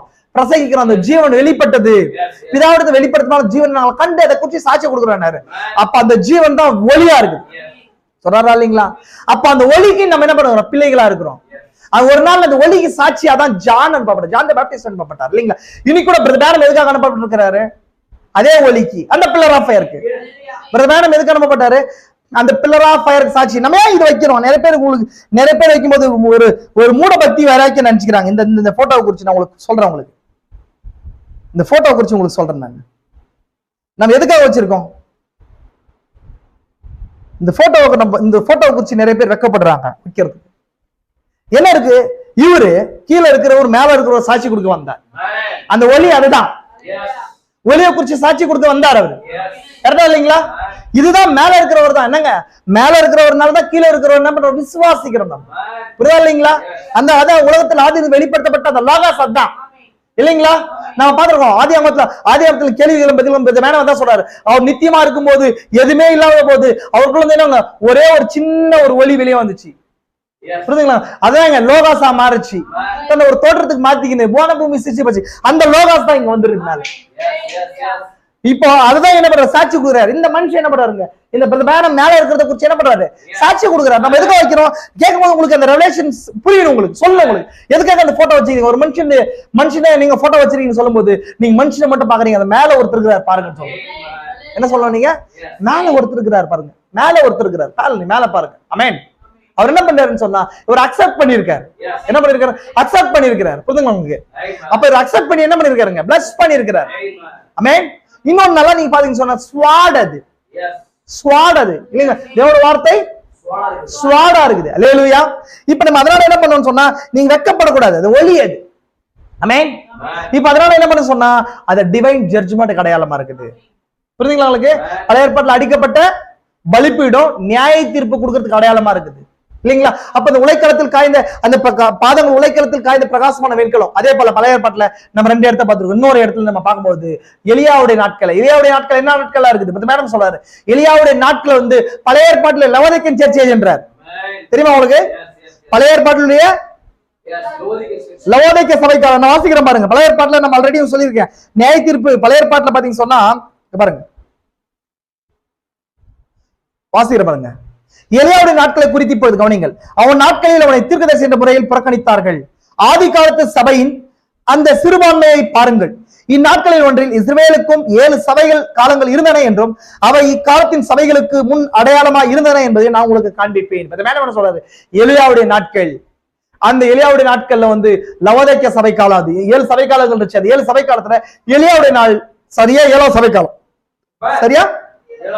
அப்ப 7ஆம் சபை காலத்துல என்ன வந்துச்சுன்னு சொன்னா நியாய தீர்ப்பு வந்துச்சு 3 வருஷம். அஞ்சா இல்லைங்களா? டிவைன் ஜட்ஜ்மெண்ட் என்ன பண்ணுச்சு? பூமியை தேவோட கோபாக்கினை போரிங் அந்த காட்ஸ் ஜட்ஜ்மெண்ட். தேவோட கோபாக்கினை என்ன பண்ணுச்சு? அந்த பூமி மேல பூமி மேல என்ன பண்ணுச்சு? பூமி மேல ஊற்றப்பட்டுச்சு. பூமி மேல தேவோட கோபாக்கினை பூமி மேல ஊற்றப்பட்டுச்சு. அப்போ இல்லைங்களா உங்களுக்கு? அப்ப அதை காப்பாத்துக் கொள்றதுக்குதான் எலியாவும் அங்க ஒரு பெண் இருந்தாங்க, சாரி பாத்து அந்த பெண் இருந்தாங்க. ஒரு பிரைடோ ஒரு பெண், ஒரு சர்ச்சோ ஒரு ப்ராஃபிட், அவர் ஏற்றுக்கொண்ட ப்ராஃபிட் தப்பிச்சாங்க அந்த ஜட்ஜ்மெண்ட்ல இருந்து. தப்பிச்சாங்களா இல்லைங்களா? அப்ப எங்க இருந்து போனாங்க? அவங்க இஸ்ரேல இருந்து போயிட்டாரு அவர் இல்லைங்களா? அப்படின்னு சொன்னா இஸ்ரேல இருந்து வெளியே போக போது அங்க ஜட்ஜ்மெண்ட் அவங்க தாக்குச்சாங்க, பூமியை தாக்குச்சு. அல்லேலூயா. அப்ப லவோதிக்கேயா சர்ச் அப்ப வானம் என்ன கலர்ல மாறிச்சுன்னு சொன்னா வெண்கல நிறமா மாறிச்சு. வெண்கலம் அந்த வானத்துல வெண்கலமா மாறும்போது இதை நம்ம பாக்குறோம்னு சொன்னா நியாய தீர்ப்பை வந்து பூமியை தாக்க போகுது. நியாய தீர்ப்பு வரப்போகுது. நியாய தீர்ப்பு வரப்போகுதுன்றத காட்டுது இல்லைங்களா? இப்போ அவரோட பாதத்துல இருக்கிற வெண்கலம் அதை சுட்டி காட்டுது. பாதத்துல இருக்கிற வெண்கலம் அப்படின்னு சொன்னா யார் நியாய தீர்க்கப்பட போறாங்க, நியாய தீர்க்கிறாங்க அப்படின்றத காட்டுது. அது மனவாட்டி, அதாவது கிறிஸ்துவோட சரீரம், பாடி, அது பாதங்கள். அது அப்ப அந்த பாதங்கள்ன்றது சரீரத்தின் பகுதி அது இல்லைங்களா? உங்களுக்கு 1000 பேர் அவருக்கு என்னங்க அவரை சேவித்தாங்க. அந்த 1000 பேர் யாருங்க? மனவாட்டியா இருக்கிறாங்க. தானியேல் 7ஆம் அதிகாரத்தை பாக்குறோமா இல்லைங்களா? நீண்ட ஆயுசுல விட்டு இருந்தாரா? 1000 பேர் அக்கினி நதி அவருடைய சரீரத்துல புறப்பட்டு ஓடினது. 1000 பேர் அவரை சேவித்தார்கள். கோடா கோடி பேர் முன்பதாக நின்றார்கள். இந்த 1000 பேர் என்றது சர்ச் பிரைட். அது அப்ப என்ன சொன்னா அது சரீரம். அது அதுதான் நியாய தீர்ப்பு கொடுக்க போகுது. அல்லேலூயா. இப்ப பலமுள்ள தூதனா ரெவலேஷன் 10th சாப்டர்ல வரும்போது அவரோட பாதங்கள் நாங்க பிளர் ஆஃப் அக்கினி ஸ்தம்பங்களா இருந்துச்சு. இந்த 1ஆம் அதிகாரம் தான் அது. அக்கினி ஸ்தம்பத்துடைய கலர் என்ன? வெள்ளை சாம்பர் இல்லைங்களா? அது என்ன கலருங்க? அது பிராஸ். அது உலைக்களத்தில் காய்ந்த வெண்கலத்துக்கு அடையாளமா இருக்கு. பிராஸ் அல்ல, அந்த பில்லர் ஆஃப் கலரும் பில்லர் ஆஃப் ஃபயர் கலரும், அதாவது அக்கினி ஸ்தம்பத்துடைய கலரும் அந்த வெண்கலத்துடைய கலரும் ஒண்ணுதான் இல்லைங்களா? பிரதமர் மூலமா அந்த செய்தி புறப்பட வந்துச்சா இல்லைங்களா? பிரதமர் நியாய தீர்ப்பு கொடுத்தாரா இல்லைங்களா? ஒரு வருஷம் புரிஞ்சுவாங்க. அவர் தீர்க்கதரிசி போய் எங்கெங்கெல்லாம் அவர் எந்தெந்த தேசம் எல்லாம் அவரை வந்து ரிஜெக்ட் பண்ணிச்சோ அந்த தேசம் எல்லாம் நியாய தீர்ப்பு ஆயிடுச்சு. தெரியுமா உங்களுக்கு? தெரியுமா உங்களுக்கு? உங்களுக்கு தெரியாது. அதோடைய அவ்வளவு விஷயங்கள் இருக்கு, அவ்வளவு விஷயங்கள் இருக்கு. தீர்க்கதரிசி எந்த தேசம் எல்லாம் ரிஜெக்ட் பண்ணி இந்தியா ரிஜெக்ட் பண்ணிச்சு. இந்தியா என்ன பண்ணிச்சு தெரியுமா? தீர்க்கதரிசியை ரிஜெக்ட் பண்ணி 1954ல வரும்போது, புரியுதுங்களா உங்களுக்கு? 1954ல பிரதமர் வரும்போது 54ஆம் வருஷத்துல பிரதமர் வந்தாரா இல்லைங்களா? அப்ப அவர் என்ன பண்ணாங்க? ரிஜெக்ட் பண்ணிட்டாங்க. ஒரே நாள் என்ன பண்ணிட்டாங்க? தீர்க்கதரிசியா அனுப்பிட்டாங்க. அந்த இந்த தேச தீர்க்கதரிசியை புறக்கணிச்சு. அதனால இந்த தேசத்துல எல்லாம் என்னங்க இன்னைக்கு எல்லா விதமான சர்வாதிகாரம் தலை தூக்குது. தீர்க்கதரிசி ஒரு நாள் 2 நாள் இங்க இருந்தாருன்னா இந்தியா என்ன மாறி இருக்கும்? வார்த்தை ஏற்றுக்கொண்டிருக்கும். அல்லேலூயா. அப்பேற்பட்ட அந்த நாட்டுல தான் என்ன பண்ணிருக்கோம்? நம்ம வாழ்ந்து கொண்டிருக்கிறோம். இந்த எலியா என்ன பண்ணுச்சு? இந்த தேசம் புறக்கணிச்சு சகோதரா. ஆனாலும் ஒரு சின்ன கூட்டத்துக்காக பத்தி வேணும் அனுப்பப்பட்டா தெரியுமா? ஆதியிலிருந்து தேவன் என்ன பண்ணாரு சொன்னா, ஆதியிலிருந்து தேசத்துல இருக்கிற ஜனம் மீது வித்துக்கள், நான் சொன்னேன் என்னங்க, சீட் பேரியர். சீட் என்ன பண்றது? கொண்டு போறது, பியர் பண்றது. தேவன் இந்த பூமியில என்ன பண்ணாருன்னு சொன்னா, ஏதோ ஒரு சில வித்துக்கள் இந்த பூமியில இருந்ததுனாலதான் தேவன் என்ன பண்ணாருன்னு சொன்னா தன்னுடைய முதல் சீஷனை இந்த பூமிக்கு அனுப்பினார். யாருங்க? செயின்ட் தாமஸ் இல்லைங்களா? செயின்ட் தாமஸ் என்ன பண்ணாரு? இங்க அனுப்பினாரு. அப்ப அவர்கிட்ட ஒரு வார்த்தை சொல்லி அனுப்பினார். என்ன சொல்லி தெரியுமா அனுப்பினாரு? அந்த தாமஸோட பேர் என்னங்க? அதோட தாமஸோட பேர் என்ன? தோமா இல்லையா? திதிபு என்ன பண்ண தோமா இல்லைங்களா? சொல்லப்படுச்சு இல்லைங்களா? அவரை வந்து ஜனங்களை என்ன அழிச்சாங்க தெரியுமா? டவுட்டிங் தாமஸ் சொல்லி அழிச்சாங்க. Doubting Thomas. அவர் என்ன சொன்னா அந்த ரெசரெக்ட் உயிர் தெழுந்த கிறிஸ்துவ பார்க்கும்போது அந்த முதலாவது வாரத்துல அவர் இல்லங்க, 2வது வாரம் வரும்போது அவருடைய விழாவுல கை வச்சு பார்த்தா நான் என்ன பண்ணுவேன் நம்புவேன்னு சொல்லும் போது அவர் கிறிஸ்து என்ன பண்ணாருங்க? அதை வெளிப்படுத்துறது பிரத்யட்சமா வெளிப்படுத்தினார். அப்போது அவர் தான் ஃபர்ஸ்ட், அந்த தோமா தான் ஃபர்ஸ்ட் ரெவலேஷனை வெளிப்படுத்தினார். நீங்க படிச்சு பார்த்தா உங்களுக்கு தெரியும். புரியுதுங்களா உங்களுக்கு? ஆண்டவரே தேவனே என்ன தெரியுமா உங்களுக்கு? இயேசு கிறிஸ்து தேவன்ற அந்த வெளிப்பாட்டை ஃபர்ஸ்ட் பேசினவர் அவர்தான். புரியுதுங்களா உங்களுக்கு? உயிர் தெழுந்த பின்னாடி பேதுரு நீர் ஜீவனுள்ள தேவனுடைய குமாரனை கிறிஸ்துன்னு சொல்றாரா? அவங்க எல்லாம் பின்பதாக போறாங்க. ஆனா உயிர் தெழுந்த பின்பதாக இங்க தாமஸ் தான் என்ன சொல்றாரு தெரியுமா? ஆண்டவரே என் தேவனே நான் விசுவாசிக்கிறேன். என் தேவனே என்னாரு? எலோஹிம் என்னாரு? நான் உன்னை விசுவாசிக்கிறேன்னு சொன்னார். விசுவாசம் வெளிப்படுத்த. அப்போ பேதுரு அவரை பார்த்து, தோமாவை பார்த்து இயேசு சொன்னாரு, நீ என்னங்க கண்டதனால விசுவாசிக்கிறாயா? காணாமல் விசுவாசிக்கிற ஒரு பாக்கியவான்கள் சொன்னாரு. அப்போ தோமாக்கு என்ன சொல்லப்படுச்சு? காணாமல் விசுவாசிக்கிற ஒரு கூட்டம் ஒண்ணு இருக்குது, அவங்க பாக்கியவான்கள். அவங்க என்ன பண்ணுவாங்க? சத்தத்தை கேட்டு விசுவாசிப்பாங்க. பார்த்து விசுவாசிக்கிறவங்க கிடையாது, பார்த்தா அது விசுவாசம் கிடையாது. அப்ப இங்க யாரோ ஒரு சீட் இங்க இருக்குது, சீட்ஸ் இருக்குது இங்க தமிழ்நாட்டுல. இந்த சீட்ஸ்க்காக என்ன பண்ணாருங்க? அந்த ஆதி அப்போஸ்தல உபதேசத்தை கொண்டு அந்த மனுஷன் வந்தாரு. திரும்ப ஆதி அப்போஸ்தல உபதேசத்தை ரெட்ரைன் பண்ண இந்த மனுஷன் வந்தார், வந்தார். புரியுதா இல்லைங்களா? அவரும் வந்தார், இவரும் வந்தார், தீர்க்கதரிசி அனுப்புனாங்க. புரியுதுங்களா உங்களுக்கு? அந்த மனுஷனுடைய ரத்தம் இங்க இருக்கு, தெரியுமா உங்களுக்கு? தாமஸுடைய ரத்தம் இங்க இருக்குது. அந்த பிளட் பேசுது இன்னைக்கு. ஆமென். பிளட் என்ன பண்ணுது? பேசுது. ஆத்மா என்ன பண்ணுது? பேசுது. அல்லேலூயா. அதனால என்ன பண்றோம்? நம்ம இங்க ஏற்றுக்கொண்டிருக்கிறோம். அந்த அந்த அந்த அந்த தியாகத்துடைய பலன்களை நம்ம இருக்கிறோம். பிரதமர் இங்க வந்து இந்தியா வந்துட்டு போனார். புரியுதுங்களா உங்களுக்கு? அதுக்கு முன்பதாக என்ன பண்ணுச்சு? நியாய தீர்ப்பு இந்த பூமியை தாக்குது. நியாய தீர்ப்பு என்ன பண்ணுது? அமெரிக்காவை தீர்க்கதரிசி சொன்னாரு. அந்த தர்ஷனத்துல என்ன சொன்னாருங்க? 7வது தர்ஷனத்துல என்ன பண்ணுது? அமெரிக்கா புகைக்காலம் மாறுது. 1964லயே அமெரிக்கா மீது ஒரு வைல்ட் ஷூட்டர் படிச்சு 64ல, தெரியுமா உங்களுக்கு? 1964ல பிரதமர் வேட்டைக்கு போறார். நான் ஆல்ரெடி உங்களுக்கு இந்த மெசேஜ் எடுத்திருக்கிறேன். 1968ல போகும்போது, வேட்டைக்கு போகும்போது ஃப்ரெண்ட்ஸ் இருக்கிறாங்க. அப்போ அந்த அந்த அந்த வைண்ட் வருது, விரல் வைண்ட் வருது. வந்து என்ன பண்ணுதுன்னு சொன்னா, மேல சத்தங்களை பாறைகளை உடைத்து தள்ளுது. தள்ளும் போது கூட இருக்கிறவங்க ஓடி ஒழிந்துக்கணும்னு சொல்லி பிரதமர் சொல்றாரு. அந்த சத்தம் தீர்க்கதரிசி மேல தலை மேல வந்து 3 முறை அடிச்சு மேல போகுது. அப்ப அந்த சத்தம் என்ன சொல்றாங்க? அவங்க கூட இருக்கிறவங்க வந்து கேக்குறாங்க, எல்லாம் போய் ஒழிஞ்சுவாங்க, எல்லாம் போங்க நீங்க அப்படின்னு சொல்லும் போது மேற்கு கடற்கரை என்ன பண்ணுங்க? ஜட்ஜ்மெண்ட் தாக்குது இல்லைங்களா? Judgement strike to the west coast, அதாவது மேற்கு கடற்கரைய இல்லைங்களா?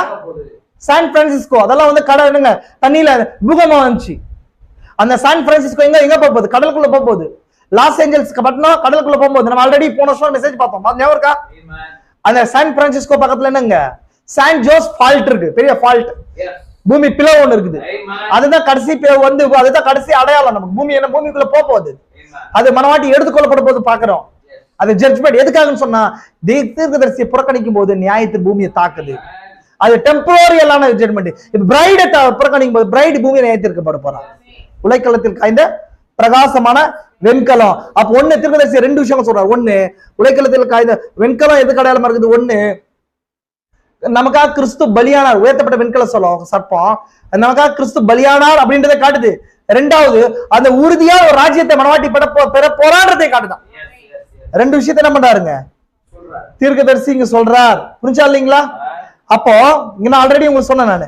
அப்ப இதான் வெண்கலத்துக்கு குறிச்சு தானே ரெவலேஷன். பாதங்கள் 2 பாதங்கள் இருக்கு, நம்ம ஆல்ரெடி பார்த்தோம். இதே போல வெண்கலத்தை குறிச்சு தியாத்ரா சபையை குறிச்சு நம்ம பார்த்தோமா இல்லைங்களா? தியாத்ரா சபையில காலம் வரும்போது அவர் தன்னை எப்படி வெளிப்படுத்துறாருன்னு பார்த்தோம். 7 சபைக்காலம் டைம் இல்ல, நிறைய விஷயங்கள் ஆல்ரெடி நான் லாஸ்ட் வீக் உங்களுக்கு எக்ஸ்பிளைன் பண்ணிட்டேன். அந்த வெண்கலத்தை அவர் தன்னை எப்படி வெளிப்படுத்துறார்? அக்கினி ஜுவாலை போன்ற கண்களும் வெண்கல பாதங்களை போல உடையவர் சொல்லுகிறதாவது. ஏன் அப்படி வெளிப்படுத்தினார்? அங்க தியாத்ரான்னு சொன்ன என்ன அர்த்தம்? அதிகாரம் செலுத்தும் ஸ்திரீன்னு அர்த்தம். அப்புறம் சேர்ச் என்ன பண்ணி சொன்னா, முழுமையான அதிகாரத்துக்குள்ள வந்துச்சு. நிசாயாவை என்ன பண்ணிச்சுன்னு சொன்னா, பரிசுத்தாவியிலே போயிட்டாரு இல்லைங்களா? மனுஷ கோட்பாடுகள் இங்கே ஸ்தாபனம் உருவாச்சு. அப்ப அந்த 1000 வருஷம் இருளின் காலமா இருந்துச்சு. நம்ம பார்த்தோம் 7 சபைக்காரங்களுடைய டிராயிங் உங்களுக்கு காட்டணும். ஒன்னு கிளியரா எக்ஸ்பிளைன் பண்ணலாம் லாஸ்ட் வீக். அந்த எப்படி 1000 வருஷ சாட்சி சபைக்கும் கிறிஸ்து இருப்ப போறாங்களோ அது மாதிரி பிசாச லிட்டரலா மனுஷனா 1000 வருஷ சாட்சி பண்ண காலம் அது. அவ்வளவு கொலைகள் நடந்துச்சு. 6.8 கோடி உண்மை கிறிஸ்தவர்கள் கொலை செய்யப்பட்டாங்க. புரியுதுங்களா உங்களுக்கு? 6.8 கோடி 6.8 crore என்னங்க உண்மை கிறிஸ்துவர்கள் ரோமன் கேத்தலிக் சர்ச்சை ஆப்போசிட் பண்ணதுனால அவங்க என்ன பண்ணாங்க? அங்க கேம்ப்ஸ்ல போட்டு கொல்லப்பட்டாங்க. புரியுதுங்களா உங்களுக்கு? இன்குசிஷன் கேம்ப். அப்போ சபைக்கு விரோதமா, சபை தேவோட வார்த்தை இல்ல, வார்த்தையோட அதிகாரம் எங்களுக்கு ஜாஸ்தி இருக்குதுன்னு சொன்னாங்க. நீங்க சர்ச் 325ல கிபி 325 நிசாயா கவுன்சில் வந்து சர்ச் உண்டாக்கப்பட்டு வார்த்தைக்கு மேல அதிகாரத்தை சபை பெற்றிருக்குதுன்னு சொன்னாங்க. வார்த்தையை மாற்ற வல்லமை எங்களுக்கு இருக்குதுன்னு சொன்னாங்க. தானியேல் 7வது அதிகாரத்துல வாசிக்கிறோமா இல்லைங்களா? அவன் என்ன பண்ணுவான்? காலங்களை பிரமாணங்களை மாற்ற நினைப்பான அதிகாரம் சபைக்கு இருக்குதுன்னு சொல்லப்பட்டுச்சு. அது ஃபியூச்சர்ல நடக்க போறது அவங்க யூதர்களுக்கு. பட் அந்த இடத்துல வந்து என்ன நிசாயாவில் வரும்போது அவங்க என்னங்க சர்ச்சுக்கு அதிகாரம் இருக்குதுன்னு சொல்லப்பட்டுச்சு. ஏன்னா சர்ச்சுக்கு பின்னாடி அந்த மிருகம் டிராகன் இருக்குது. ஆமென்.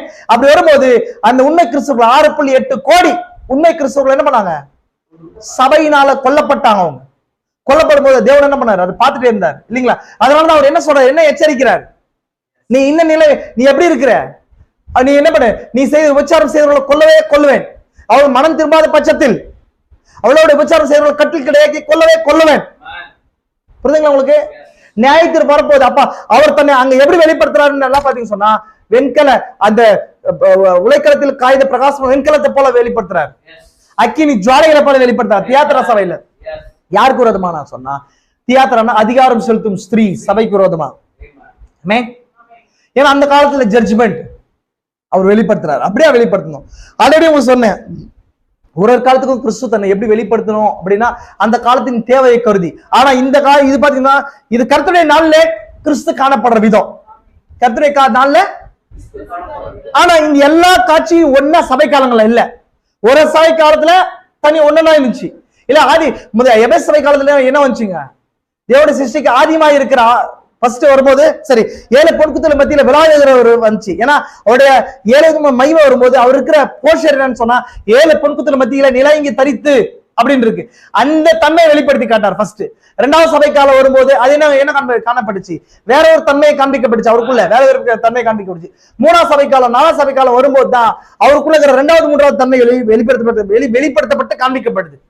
அப்ப இது சபை காலங்களில் தன்னை என்ன பாட்டா வெளிப்படுத்தவர் நியாய கர்த்தருடைய நாள் வரும்போது டோட்டல் ஜட்ஜ்மெண்ட் வரும்போது அவருடைய எல்லாமையும் வெளிப்படுத்தி காட்டுறார். ஆமென். புரிஞ்சா இல்லைங்களா? தியாத்திரா சபை காலத்துல நான் சொன்ன அக்கினி ஜுவாலை போன்ற கண்களை குறிச்சு நம்ம பார்த்தோம் இல்லைங்களா? அந்த கண்களுக்கு தான் என்ன இருக்குது, தெய்வீகம் இருக்குது, தெய்வட்டி இருக்குது.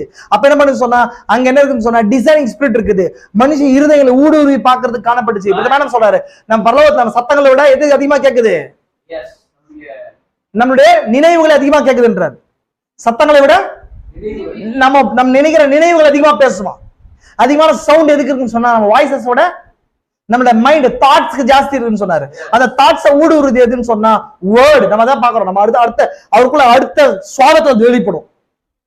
அவருக்குள்ள இருக்கிறது அடுத்த சுவாபத்துக்குள்ள நம்ம போகும்போது, அடுத்த தன்மைக்குள்ள போகும்போது, அடுத்த குளோரிக்குள்ள போகும்போது வெளிப்படும். அடுத்தது பாருங்க, அவருடைய சத்தம் பெரு வெள்ளத்து இறைச்சி போல் இருந்தது. அடுத்தது என்னங்க, அவருடைய சத்தம் பெருவெள்ளத்து இறைச்சலை போல இருந்துச்சு. சொல்ற பாருங்க, பெருவெள்ளத்து இறைச்சல் தண்ணீர்கள் எதை குறிக்கிறது? நீங்கள் இது கீழே சொல்லும்போது தண்ணீர்கள் எப்பொழுதுமே ஜனங்களுக்கும் ஜாதிகளுக்கும் ஜனங்களும் ஜாதிகளுக்கும் பாஷைக்காரருக்கு அடையாளமா இருக்கு. வெளிப்படுத்தல 17:15 சொல்லப்படுது இல்லைங்களா? அந்த ஸ்ரீ உட்கார்ந்து கொண்டிருக்கிற மகா தண்ணீர்கள் அந்த தண்ணீர்கள் யாருங்க இல்ல, அந்த மிருகத்து மேல ஏறி இந்த ஸ்திரீ இருக்கிறா இல்லைங்களா? அந்த தண்ணீர்களை கண்டாயி அந்த தண்ணீர்கள் என்ன இருக்குங்க, ஜனங்களும் ஜாதிகளும் பாஷைக்காரருமாம், ஜனக்கூட்டத்துக்கு திரளுக்கு அடையாளமா இருக்குது. அப்போ இது அந்த ஸ்திரீ இருக்கிற மிருகம் ஒரு தண்ணீர் மேல உட்கார்ந்து அப்படின்னு சொன்னா அந்த தண்ணீரை டாமினேட் பண்ணிருக்குது அந்த மிருகம். அந்த மிருகத்தை ஸ்திரீ டாமினேட் பண்றான். புரிஞ்சா இல்லைங்களா? ஆளுகை செய்யறா. இப்ப தண்ணீர் மேலதான் அந்த மிருகம் நிக்குது அந்த சர்ச். ஆனா இங்க இது கிறிஸ்துவோட 7 விதமான மகிமையில அவருடைய சத்தம், அந்த சத்தம் எதுவா இருக்குது, பெருவெள்ளத்து இறைச்சலா இருக்குது. இந்த சத்தத்தை குறிச்சு இன்னொரு வார்த்தை என்ன கீழே இன்னொரு விஷயங்களை உங்களுக்கு 2 விஷயத்த உங்களுக்கு இதோட கூட நான் சேர்த்துறேன் உங்களுக்கு. நீங்க அதை பாருங்க. 6வது பாயிண்டையும் 6வது மகிமையும் இந்த 4வது மகிமையும் சேர்த்துனா கரெக்டா இருக்கும்னு நினைக்கிறேன். 6வது மகிமையும் அவருடைய சத்தம் பெரு வெள்ளத்தை போல இறைச்சலை போல இருந்தது. அதே போல 6வது மகிமை இருபுறமும் அவர் வாயில் இருபுறமும் கருப்புல பட்டயம் பெறப்பட்டது. அவரோட வாயிலிருந்து இப்போ வாயிலிருந்து வெளியே வர்றது என்ன வரும், சத்தம் வரும் இல்லைங்களா? இது ஒரு மகிமையா வேறுச்சு காண்பிக்கப்படும் தனியா. இன்னொரு 5வது 6வது மகிமையா காண்பிக்கப்படுவது அவரோட வாயிலிருந்து இருபுறமும் கருப்புல பட்டயத்தை வெளிப்படுது. இப்ப பட்டயம் எப்போதுமே எதுக்கு அடையாளமா இருக்குது, கரெக்டுங்களா? பட்டயம் வார்த்தைக்கு அடையாளமா இருக்குது. அதே போல அந்த சத்தம் என்னவா இருக்குது, சத்தம் வார்த்தையா இருக்குது. புரியுதா உங்களுக்கு? புரியலீங்களா? சத்தம் வார்த்தையா இருக்குது, சத்தம் வார்த்தையா இருக்குது. அதே போல அந்த சத்தம் எந்த வடிவில வருதுன்னு சொன்னா இருபுறம் கருப்புல பட்டய வடிவில காண்பிக்கப்படுது. இது ரெண்டுமா இங்க டிவைட் பண்ணப்பட்டிருக்குது. மேடம் இந்த இதை குறிச்சு மட்டும் சொல்லிட்டு நான் இதோட கூட 6வது வெளிப்பாட்டுக்கு நான் போயிடுறேன். 5ஐயும் 7ஐயும் நம்ம அப்புறம் பார்க்கலாம். இது 2த்தையும் நான் பார்த்தா கரெக்டா இருக்கும்னு நினைக்கிறேன். நல்லா கவனிங்க. மேடம் இங்க என்ன சொல்றாரு பாருங்க. அங்க மேடம் என்ன சொல்றாரு, சத்தம் ஜீவ சமுத்திரத்திலே பாதை தவிர்க்கிற ஆத்மாவுக்கு அது எவ்வளவு பயங்கரமா இருக்கும். பெருவெள்ளத்து இறைச்சல் சொன்னா பெரிய தண்ணியுடைய சத்தத்தை கேட்டுக்கிறீங்களா நீங்க? ஃபால்ஸ்ல விடுற சத்தமா இருக்கட்டும், பெரிய பெரிய தண்ணீர்கள் ஓடி வரும்போது அந்த சத்தத்தை கேட்கும்போது அவ்வளவு பயங்கரமா இருக்கும், அவ்வளவு பயமா இருக்கும். அந்த சத்தத்தை பார்க்கும்போது அவ்வளவு பயமாவும் பயங்கரமாவும் இருக்கு. மேடம் இந்த கீழே சொல்றாரு பாருங்க, அவனை வழிநடத்தி செல்கிற மாலுமி அவனுக்கு இல்லை, அவனது ஜீவிய படகு சமுத்திரத்தின் கோர அலைகளினால் கட்டுப்பாடின்றி மிதந்து அவன் பெருவெள்ளத்து இரைச்சலை கேட்பான். பாதை விலகி செல்லும் ஆத்மாவுக்கு அது எத்தனை பயங்கரமாயிடுகிறது. பெருவெள்ளத்து இரைச்சல் அவருடைய சத்தமானது என்ன? அது நியாய தீர்ப்பா இருக்குது. திரும்ப திரும்ப அதை நியாய தீர்ப்புக்கே பொறுத்தரா இருக்குது மேடம். பெருவெள்ளத்து இரைச்சல். இப்போ இதுல ஒரு சில விஷயங்கள் உங்களுக்குள்ள நான் பொருத்தி காட்டுன்னு நினைக்கிறேன். பெருவெள்ளத்து இரைச்சல் அப்படின்னும் போது அந்த தண்ணீர்கள் எதை குறிச்சு சொல்றாருன்னு சொன்னா ஜனங்கள்ன்றாரு. நல்லா கவனிங்க, தண்ணீர்கள்ன்றது ஜனங்கள், பெருவெள்ளம் அப்படின்றது ஜனங்கள், இரைச்சல் என்பது சத்தம். புரியுதுங்களா உங்களுக்கு? இரைச்சல் போது சவுண்ட், சத்தம் இல்லைங்களா, வாய்ஸ், சத்தம். இப்போ இந்த தீர்க்கதரிசி எதை சொல்றாருன்னு சொன்னா பெருவெள்ளத்து இரைச்சல்ன்றது அதை நியாய தீர்ப்பு ஒப்பிடுறார். பெருவெள்ளத்து இரைச்சல் அப்படின்னு சொன்னா வெறும் தண்ணீர்களுடைய இரைச்சல் சொல்ல. பெருவெள்ளத்து இரைச்சல் தண்ணீர் என்ன பண்ணு சொன்னா மோதி அடிக்குது. பெருவெள்ளம். இந்த பெருவெள்ளம் சொன்னா என்ன? கன்னಡದಲ್ಲಿ ಏನು ಹೇಳೋದು ಅವ್ರಿಗೆ ಗೊತ್ತಿಲ್ಲ, ಅರ್ಥ ಆಗಿಲ್ಲ ಅವ್ರಿಗೆ.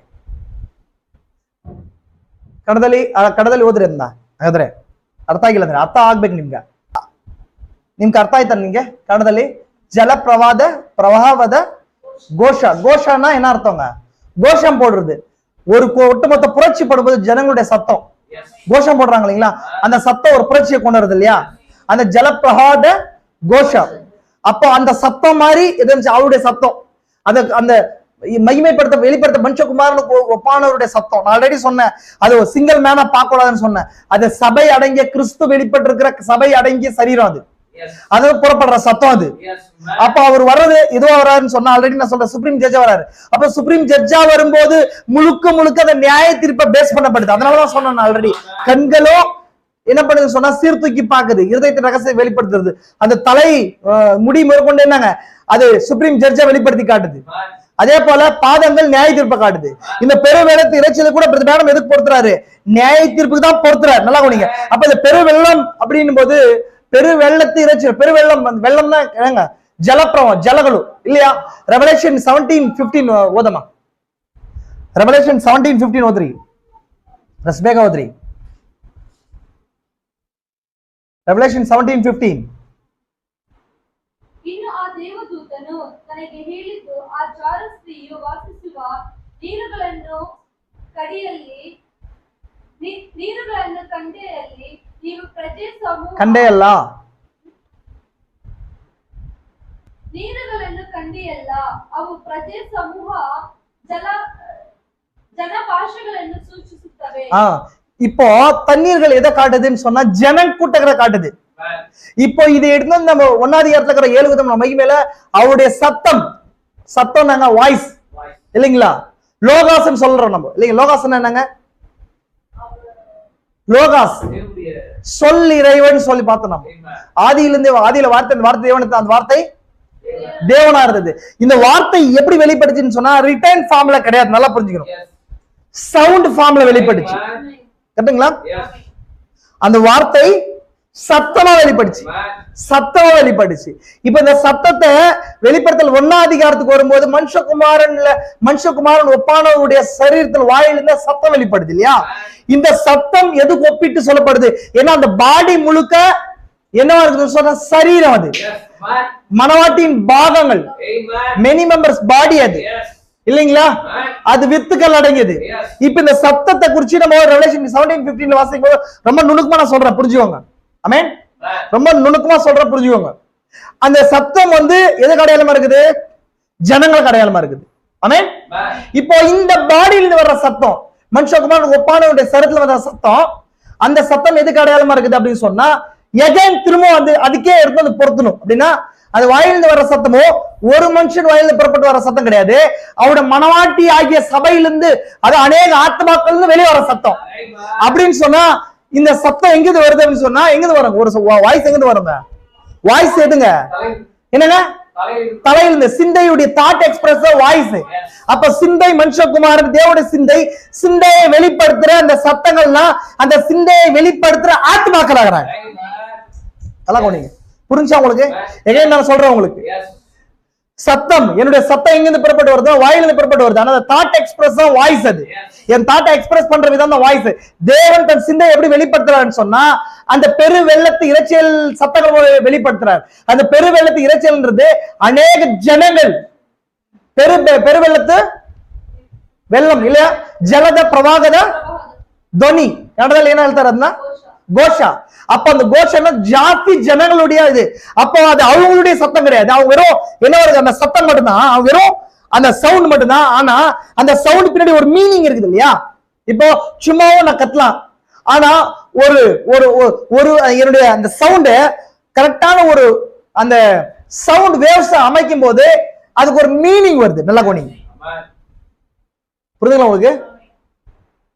எக்காலம் விளங்கா சத்தமிட்டால் யார் யுத்தத்துக்கு ஆயத்தமாவான் அப்படின்னு சொன்னா, எக்காலம் என்னங்க, ட்ரம்பெட். விலங்கா சத்தமிட்டால்னு சொன்னா அது என்னங்க, கரெக்டான ஒரு ஸ்கேல்ல ஒலி வரிசை இல்லைங்க, ஒலி வரிசைன்னு சொன்னாங்க. லவுட் சவுண்ட், சவுண்ட் லைன் இருக்கு இல்லையா, சவுண்ட் வேவ்ஸ் கரெக்டான முறையில அதுக்கு ஒரு மீனிங் இருக்கு இல்லையா. அந்த மீனிங்ல கரெக்டான ஸ்கேல்ல வைக்கும்போது ஒரு ஸ்கேலுக்கு ஒரு என்ன இருக்குது, ஒரு மீனிங் இருக்கு. அந்த மீனிங்ல என்ன புரிஞ்சுக்கிறோம், அர்த்தங்கள் இருக்கு.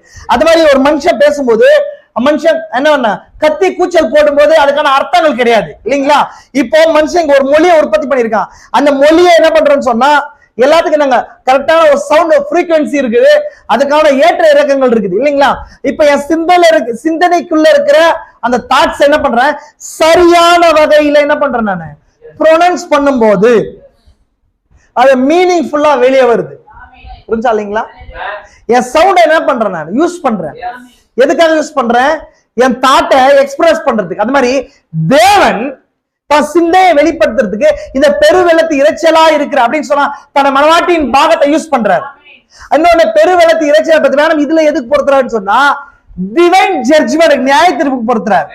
வெறும் இங்க செய்தி கிடையாது, நல்லா புரிஞ்சுக்கணும் நீங்க. எகைன் நான் திரும்ப திரும்ப சொல்றேன், வெறும் செய்தி கிடையாது, அந்த அந்த ஜனங்கள் மூலமா நியாய தீர்ப்பு வெளியே வருது. புரியுதா உங்களுக்கு? சிந்தையிலிருந்து என்ன வருதுங்க, நியாய தீர்ப்பு வெளியே வருது. சவுண்ட் பெருவெள்ளத்து இறைச்சலை போல இருந்தது. நல்லா கோணிங்க.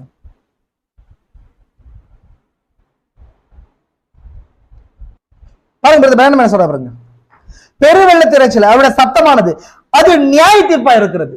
அது தேவன் அப்படியே பேசல. எப்படி பேசுறாருன்னு சொன்னா தேவனுடைய சிந்தையில் என்னங்க, அவரோட தாட்ஸ் என்ன இருக்கு, லாக்கா இருக்குது. ஆமென். அது என்ன இருக்குதுன்னு சொன்னா ஃபோல்டா இருக்கு, லாக்கா இருக்கு, முத்திரைக்கப்பட்டிருக்குது. அந்த முத்திரையை உடைக்கிறது தான் என்ன இருக்குன்னு சொன்னா அந்த முத்திரையை உடைச்சி அதுக்கு ஒரு மீனிங் கொடுக்கறதுக்கு தான் என்ன வேணுங்க, சவுண்ட் வேணும் இல்லைங்களா.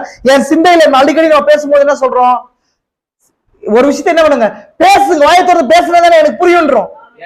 அப்படின்னு என்ன அர்த்தங்க, அது பேசாத வரைக்கும் என்னவா இருக்காது. அப்படின்னா சிந்தை முத்தரிக்கப்பட்டிருக்கு, தாட்ஸ் முத்தரிக்கப்பட்டிருக்குன்னு அர்த்தம். தேவன் தன் சிந்தையில இருக்கிற பாகத்தை முத்திரை உடைக்கிறதுக்கு அவரோட ஆட்களை உபயோகப்படுத்துறாரு. புரியுதா உங்களுக்கு? மீனிங் புரியுதா உங்களுக்கு? புரிஞ்சுக்கிறா உங்களுக்கு? அதை யார உபயோகப்படுத்துறாரு, அந்த சத்தங்களை உபயோகப்படுத்துறாரு. அந்த சத்தம் மனவாட்டியின் பாகமா இருக்கு. இப்ப அதுவும் என்ன, டிவைன் ஜட்ஜ்மெண்டா இருக்குன்றார் தீர்க்கதரிசி. ஆமென். பாருங்க, இதான் சொல்றாரு, அது நியாய தீர்ப்பா இருக்கிறது. பரிசுத்த ஆவியானவர் மூலமாக தேவனுடைய ஊழியக்காரர்கள் ஒவ்வொருவரும் ஒவ்வொரு காலத்திலும் ஜனங்கள் நோக்கி சத்தம் இட்டு கூறியவைகள் அங்கே நின்று கொண்டிருக்கின்றன. Judgement, judgement. அதனாலதான் சொன்னேன், ஆவியானவர் சபைகளுக்கு சொல்லுகிறதை காதுடன் கேட்க கடவன். இந்த ஆவியானவர் என்ன பண்ணாருன்னு சொன்ன, ஆவியானவர் எப்படி வர்றாரு, நான் இன்னொன்னு ஆல்ரெடி உங்களுக்கு சொல்றேன், டினாமினேஷன்ல இது எப்படி புரிஞ்சுக்கிறாங்க அப்படின்னு சொல்றேன். ஆவியானவர் பரிசுத்த ஆவியை குறிச்சு இயேசு கிறிஸ்து 3 வருஷம் பேசவே இல்லை. 3 வருஷம் பேசவே இல்லை இல்லைங்களா. அவரு என்னங்க, சிறுவைக்கு போறதுக்கு முன்னாடி ஒரு சில மணி நேரத்துக்கு முன்னாடி தான் அந்த ரெவலேஷன் கொடுக்குறாரு. ஜான் 17th சாப்டர்ல தான் என்ன பண்றாரு ஜீசஸ், அந்த ரெவலேஷன் கொடுக்குறாரு. 14 to 17 தான் ரெவலேஷன் கொடுக்குறாரு இல்லையா. சொல்றாரா, பரிசுத்த ஆவி வருவார், நான் போய் என்ன பண்றேன், உங்களுக்காக ஒரு தேர்தல் வாழ்ந்து உங்களுக்கு அனுப்புவேன். அவர் வந்து என்ன பண்ணுவாரு, நீதியை குறித்தும் பாவத்தை குறித்தும் நியாய தீர்ப்பை குறித்தும் கண்டித்து உணர்த்துவார் சொல்லிட்டு இல்லைங்களா. நியாய தீர்ப்பை குறிச்சும் கண்டித்து உணர்த்துவார். அப்ப பரிசுத்த ஆவி வந்து நீதியை குறிச்சும் அப்படின்னா நியாய தீர்ப்பை குறிச்சும் பாவத்தை குறிச்சும் என்ன பண்ணுங்க, வேலை செய்யணும். செய்யல இல்லைங்களா. இப்ப இன்னொரு வசனம் வாசிக்கிறோம், நீங்க பரிசுத்த ஆவி நீங்க பெற்ற அபிஷேகமே உங்களை நடத்தும் சொல்லப்படுது. இப்ப இது வாட்சி தான் என்ன பண்றாங்கன்னு சொன்னா எந்த மனுஷன் யார் செய்தி கேட்கறதே இல்லை. இது ராங் அண்டர்ஸ்டாண்டிங். நல்லா புரிஞ்சுக்கோ. இதுக்கான மீனிங் என்ன? பரிசுத்த ஆவியானவர் வராரு இல்லையா, நான் உங்களுக்கு ஒரு பரிசுத்த ஆவியாரை அனுப்புவேன், பரிசுத்த ஆவியை அனுப்புவேன்னு சொன்னா அங்க என்ன பண்றது சொன்னா ஒரு காலிங் இருக்குது, ஒரு அனுப்பப்படுதல் இருக்கு. நல்லா புரிஞ்சுக்கோ. நீங்க இது பின்புதான் இருக்கிற அந்த ரெவலேஷன் உங்களுக்கு தெளிவா நான் சொல்றேன். உங்களுக்கு அனுப்புறேன் அப்படின்றது ஒரு அப்பாயிண்டட் ஒர்க்கை காட்டுது. புரிஞ்சா இல்லைங்களா? அனுப்புறேன் அப்படின்றது எதை காட்டுதுங்க? ஒரு அப்பாயிண்டட் ஒர்க். நான் ஒரு வேலையை செய்ய போறேன், அதுக்கு ஒரு வரையறை அடங்கிய ஒர்க்கை காட்டுது. பரிசுத்த ஆவி என்ன பண்ண போற? அனுப்புறேன். பரிசுத்த ஆவி இருக்கிறாரா இல்லையா? 3 வருஷம் இருந்தாரா இல்லையா? இருந்தாரா இல்ல? இயேசு கிறிஸ்துக்குள்ள இருந்தாரா இல்லைங்களா? சொல்ல புரியுதுங்களா உங்களுக்கு? ஆனா இவர் என்ன சார் எக்ஸ்பெஷலி பரிசுத்த ஆவியை நான் உங்களுக்கு என்ன பண்றேன்? அனுப்புவேன் அப்படின்னு போது ஒரு பர்டிகுலர் ஒர்க்கை காட்டுது. அப்படின்னு சொன்னா பரிசுத்த ஆவி எப்படி வரான்னு சொன்னா இங்க நீ இந்த வசந்த வாச்சிட்டு நீங்க அப்படியே விட்டுட்டீங்க சொன்னா பரிசுத்தாய் ஆதி பெந்தகோஸ்துல ஊற்றப்பட்டுச்சு, அதுக்கப்புறம் ஒருத்தருக்கு பரிசுத்தாய் ஊற்றப்பட்டுச்சு, இண்டிவிஜுவலா ஒரு நபரும் பரிசுத்தாய் பெற்றுக்கொண்டு போக வேண்டியதான்றது அந்த அந்த அந்த அர்த்தத்துக்கு வந்துடக்கூடாது, தப்பாயிடாது. இது பெந்தகோஸ்தல் அண்டர்ஸ்டாண்டிங், அது பெந்தகோஸ்தல் பேபி டினாமினேஷனல் அண்டர்ஸ்டாண்டிங் இது. ஆமென். இப்போ இயேசு கிறிஸ்து சொன்ன வார்த்தை தான் வெளிப்படுத்தல் 3ஆம் அதிகாரத்துக்கு வரும்போது ஆவியானவர் சபைகளுக்கு சொல்லுகிறதை காதுள்ளவன் கேட்க கடவன் என்று எழுது. இயேசு நான் பரிசுத்த ஆவி என்ன பண்றேன் உங்களுக்கு அனுப்புவேன்னு சொன்னாரா? இப்ப வெளிப்படுத்தின விசேஷத்துல வாசிக்கும் போது எபேசு சபையின் தூதனுக்கு எழுத வேண்டியது என்னவென்றால், எபேசு சபை யாருக்கு சொல்றாருங்க? தூதனுக்கு யார் எழுதுறது? யோவான் எழுதுறாரு இல்லைங்களா? சொல்றது புரியுதா உங்களுக்கு? அப்போ எபேசு சபையின் தூதனுக்குன்னா இந்த செய்தியாளன் அந்த ஜனங்களுக்கு இல்லைங்களா, எபேசு சபை சொல்றாரு இல்லையா? நல்லா கவனிங்க. இப்போ யார் பேசுறாரு சொன்னா யார் பேசுறாரு? 7 பொடுக்குத்தல மத்தியில இந்த 1ஆம் அதிகாரத்துல இருக்கிறவர் பேசுறாரு. யார் மூலம் பேசுறாரு? அங்க யோவான் மூலமா அந்த தூதனுக்கு வருது செய்தி இல்லைங்களா? இப்போ இந்த தூதன் மூலமா பேசுறாரு. யாருக்கு பேசுற? சபைக்கு பேசுறாரு இல்லையா? ஒரு சபையும் அந்த 7 பொன்குத்தல் மத்தியில நீ உலாவி கொண்டிருக்கிறவர் சொல்லுகிறதாவதுன்னு சொல்லி ஸ்டார்ட் பண்ணி முடியும் போது எப்படி முடியுதுன்னு சொன்னா ஆவியானவர் சபைகளுக்கு சொல்லுகிறதை காதுள்ளவன் கேட்க கடவுன்னு சொல்லுது. சொல்றது அவங்களுக்கு. அப்போ பேசுறது 7 பொன்குத்தல் மத்தியில உலாவுகிறவரா பரிசுத்த ஆவியா? புரியுதா இல்லைங்களா? இங்க என்ன சொல்லுதுன்னா இப்போ இந்த பரிசுத்த ஆவி எப்படி வந்திருக்குன்னு சொன்னா பொன் குத்துல மத்தியில உலாவி இருக்கிறவரா வருது. அது எப்படி வந்திருக்குன்னு சொன்னா அப்படியே வரல, செய்தியாளனுக்குள்ள இருந்து வருது. நான் ஆல்ரெடி சொன்னேன், மேகத்துல வந்தது யாருன்னு சொன்னா கிறிஸ்து வந்தாரு. 7 தேவனுடைய ஆவிகள் சொன்னேன், பரிசுத்தாவுடைய 7 ஸ்டேஜஸ் சொன்னேன். அப்போ எபேசு சபையின் தூதனுக்கு எழுத வேண்டியது என்னவென்றால் சொன்னா இல்லைங்களா, பரிசுத்தாவி அதாவது லோகாஸ் தன்னை என்ன பண்ணாரு? மாற்றிக்கொள்றார். பவுலுடைய ரூபத்துக்கு தன்னை மாற்றிக்கொள்றார் இல்லையா? இதுதான் பரிசுத்தாவி உங்களை அனுப்புவேன்றது. உங்களிடத்துக்கு என்ன பண்ணுவேன்? இப்போ இங்க ஒரு ஒர்க், ஒரு மினிஸ்ட்ரி காணப்படுதா? பவுலுக்கு ஒரு மினிஸ்ட்ரி காணப்படுதா இல்லையா? இப்ப வெறும் ஒரு நார்மல் ஸ்பிரிட் ஆயிடுச்சுன்னா என்ன இல்லைங்க, மினிஸ்ட்ரிக்கு தேவை இல்லை. புரியுதா இல்லைங்களா? இப்போ ஒரு மனுஷனுக்குள்ள அந்த பரிசுத்தாவி வைக்கப்படுது. இப்ப இண்டிவிஜுவலா எல்லாரும் மேல ஊற்றப்படுற மாதிரி இந்த பெந்தகோஸ்தல் அந்த டினாமினேஷன் அண்டர்ஸ்டாண்டிங் கிடையாது. இது எப்படிங்க? ஒரு பர்டிகுலர் ஒரு செலக்ட் ஒரு மனுஷன் என்ன பண்ணுது? தேவன் என்ன பண்றாரு? செலக்ட் பண்றாரு, அழைக்கிறார். அந்த மனுஷனுக்குள்ள பரிசுத்த ஆவி அப்படின்னு சொன்னா அந்த லோகோஸ் அனைட் பண்றாரு. எப்படி அனைட் பண்றாரு சொன்னா 7 பொன் குத்துல மத்தியில உலாவுகிறவரா யாருக்குள்ள ஊற்றப்பட்டாரு? பவுலுக்குள்ள ஊற்றப்பட்டு அனுப்பப்பட்டு அது 5-fold மினிஸ்ட்ரிக்குள்ள வருது. இப்போ யார் பேசுறது? 7 பொன் குத்துல மத்தியில இருக்கிற உலாவுகிறவர், அவர்தான் 7-fold glory இருக்குது. இப்ப அவர் பேசும்போது அது ஜட்ஜ்மெண்டா இருக்குது. புரிஞ்சா ரெவலேஷன்? புரிஞ்சுங்களா? நல்லா கொண்டு தேவனுடைய ஊழியக்காரர்கள் ஒவ்வொரு காலத்திலும் ஜனங்களை நோக்கி சத்தமிட்டு கூறிய அவைகள் அங்கே நின்று கொண்டிருக்கிறன. ஆமென். ஆவியானவர் 7 காலத்துக்கும் முடியும் போது அதை சைன் பண்றது யாரு? ஆவியானவர். ஸ்டார்ட் பண்ணும்போது எப்படி எழுதுது? இப்ப ஃபார் எக்ஸாம்பிள் ஒரு மனுஷன் எழுதுறான்னு வச்சுக்கோங்களேன், இங்க ஒரு மனுஷன் இங்க ஸ்டார்ட் பண்ணி பேரை எழுதிட்டு முடியும் போது எப்படி எழுதுவாங்கன்னா அந்த ரியலான உறவை எழுதுவாங்க இல்லைங்களா? அந்த தன்மை உறவை எழுதுவாங்க. அன்புக்குரிய உன்னுடைய கணவன், அன்புள்ள கணவன், அதாவது இல்லைன்னா மனைவி, இல்ல குமாரன், இல்ல தங்கை, இப்படி எழுதுறோம் இல்லைங்களா? ஆனா மேல எழுதும் போது பேரை எழுதுவோம். மேல எழுதும்போது குணாதிசயங்கள் எழுதுவோம். ஃபர்ஸ்ட் எழுதும் போது இல்லைங்களா? எப்படி எழுதுவோம்? உன்னை என்றென்றும் மறவாத, உன்னை என்றென்றும் நேசிக்கிற அப்படின்னு சொல்லி ஸ்டார்ட் பண்ணிட்டு கீழே எழுதும் போதும் கடைசியா முடிக்கும் சைன் போடும் போது நம்ம ரியல் யாரு அந்த உறவை எழுதுவோம் இல்லைங்க. அப்ப பரிசுத்தாவி தான், பரிசுத்தாவி மேல குணநலனோடு அவங்க அந்த சபைக்குரிய தேவையான அந்த உறவோடு எழுத ஸ்டார்ட் பண்றாரு. அவர் எப்படி வந்தார்? வெறும் ஸ்பீட் கிடையாது, அந்த செய்தியாளனுக்குள்ள ஜட்ஜ்மெண்ட். நான் ஆல்ரெடி சொன்ன உங்களுக்கு, ஒரு முத்திரையானது உடைக்கப்படுது. ஒரு செய்தியாளன் புறப்பட்டு வரா, ஒரு முத்திரையானது உடைக்கப்படுது. முத்திரை உடைக்கப்பட்டு அவன் எக்காலம் என்ன ஜனங்களுடைய எக்காலத்தை ஊதும் போது ஜனங்கள் என்ன பண்றாங்க? ஒரு கூட்ட ஜனங்கள் முத்தரிக்கப்படுறாங்க. அது விசுவாசிகளே மேல என்ன வருதுங்க? நியாய தீர்ப்பு. எது எப்படி வந்துச்சு? நியாய தீர்ப்பு ஊற்றப்படுது அப்படின்னா அவரோட சத்தம் தான் நியாய தீர்ப்பு கொண்டு வந்துச்சு. அதான் பெருவெள்ளத்து இறைச்சல். இன்னைக்கு பெருவெள்ளத்து இறைச்சல் உங்க மூலமா என் மூலமா போகுது. புரியுதா உங்களுக்கு? அவன் பேசுற ஒரு வார்த்தையும் தேவோட வார்த்தையா இருக்குமானால் அது என்னங்க? பெருவெள்ளத்து இறைச்சல். அவன் டிவைன் ஜட்ஜ்மெண்டா இருக்குது. ஆமென். பாருங்க, அது கீழே இது கீழே பாருங்க. அவருடைய கரத்துல 7 நட்சத்திரங்களா 7 தூதர்கள். ஒவ்வொரு சபை காலத்திலும் பரிசுத்த ஆவியின் ஞானஸ்தானத்தை குறித்தும், நான் ஆல்ரெடி சொன்னேன், இயேசுவின் நாமத்தில் உள்ள ஞானஸ்தானத்தை குறித்தும், அந்நிய பாஷைகளில் பேசுவதை குறித்தும், தேவோட வல்லமையை குறித்தும், கிறிஸ்துவ உயிர்த்தெழுதலை குறித்தும், இரண்டாம் வருகை குறித்தும், தெய்வீக நியாயத்தை குறித்து பிரசங்கித்தனர். மனுஷங்களுடைய சாயலுக்கு ஒப்பான ஒரு பெருவெள்ளத்து இறைச்சலை போல சத்தமிட்டு புறப்பட்டு வந்தது. உங்களுக்கு சரி, ஓகே. இதுல இன்னொரு விஷயம், பெருவெள்ளத்து இறைச்சல் எதுக்கு அடையாளமா இருக்குது? ஜனங்கள் மூலமா வருது. அது மூலமா ஜட்ஜ்மெண்ட் வருது. அப்படின்னா ஜட்ஜ்மெண்ட் எப்படி வருது? செய்தியா புறப்பட்டு வருது. கரெக்டுங்களா? புரிஞ்சா இல்லைங்களா? அது ஜட்ஜ்மெண்டா இருக்குது, செய்தியா புறப்பட்டு வருது. இப்ப இந்த செய்தி இருக்கு இல்லையா, இந்த செய்தி நியாய தீர்ப்புன்னு சொல்லப்படுது. ஆனா பிரதானம் இதை எடுக்கும்போது இன்னொரு விஷயத்துக்கு பொறுத்துறாரு. என்ன பொறுத்துறாரு? நல்லா கவனிங்க. இது தண்ணீர்கள் அப்படின்னு சொல்லி தண்ணியை எடுத்து போய் ஆதியாகமோ 7ஆம் அதிகாரத்துக்கு பொறுத்துறாரு. இந்த தண்ணீர்கள் இல்லையா, நோவா காலத்துல, இந்த நோவா காலத்துல எந்த தண்ணீர் நோவா காப்பாத்துச்சோ அதே தண்ணீர் தான் உலகத்தை அழிச்சுச்சுன்றார். எந்த தண்ணீர் காப்பாத்துச்சோ அதே தண்ணீர் தான் உலகத்தை அழிச்சிச்சு, ஜனத்தை. அப்படின்னா விசுவாசிக்காதவர்களை விசுவாசிக்கிறவர்களை ரட்சிப்புக்குள்ள கொண்டு வர்றது ஒரே வார்த்தை, விசுவாசிக்காதவர்களை நியாய தீர்ப்பு கொண்டு வர்றதும் அதே வார்த்தை. புரியுதா உங்களுக்கு? புரிஞ்சுங்களா உங்களுக்கு? இப்போ இந்த பெருவெள்ளத்து இறைச்சலா இருக்குது இல்லையா, இந்த வார்த்தையை கேட்கிறவங்களுக்கு அது என்னவா மாறுது? நல்லா கூறிங்க, ஆசீர்வாதமா மாறுது. ஒரு விஷயம் புரியுதுங்களா உங்களுக்கு? என்ன காரணம்? என்ன பண்ணுது? நோவா காலத்துல நோவா கேட்டது எது கேட்டாரு? நோவா ஆண்டவரே 7 நாளுக்குள்ள உள்ள போயிடுறாரு. நான் ஆல்ரெடி உங்களுக்கு எடுத்திருக்கிறேன். நீங்க பிரிஸ்கா மெசேஜோட ஃபாஸ்டா வரணும். நோவா என்ன கேட்டாருன்னு சொன்னா, ஆண்டவரே என்ன பண்ணுங்க, நான் எடுத்துக்கொள்ளணும். நோவா என்ன பண்ணணுங்க? பூமி மேல என்ன பண்ணும்? நான் எடுத்துக்கொள்ளப்பட்ட பூமி மேல நான் ஜலப்பிரளயம் வருது. ஆண்டவரே என்ன பண்ணுங்க, நான் பேலைய ரெடி பண்ணிட்டேன், டைனாமிக்ஸை ரெடி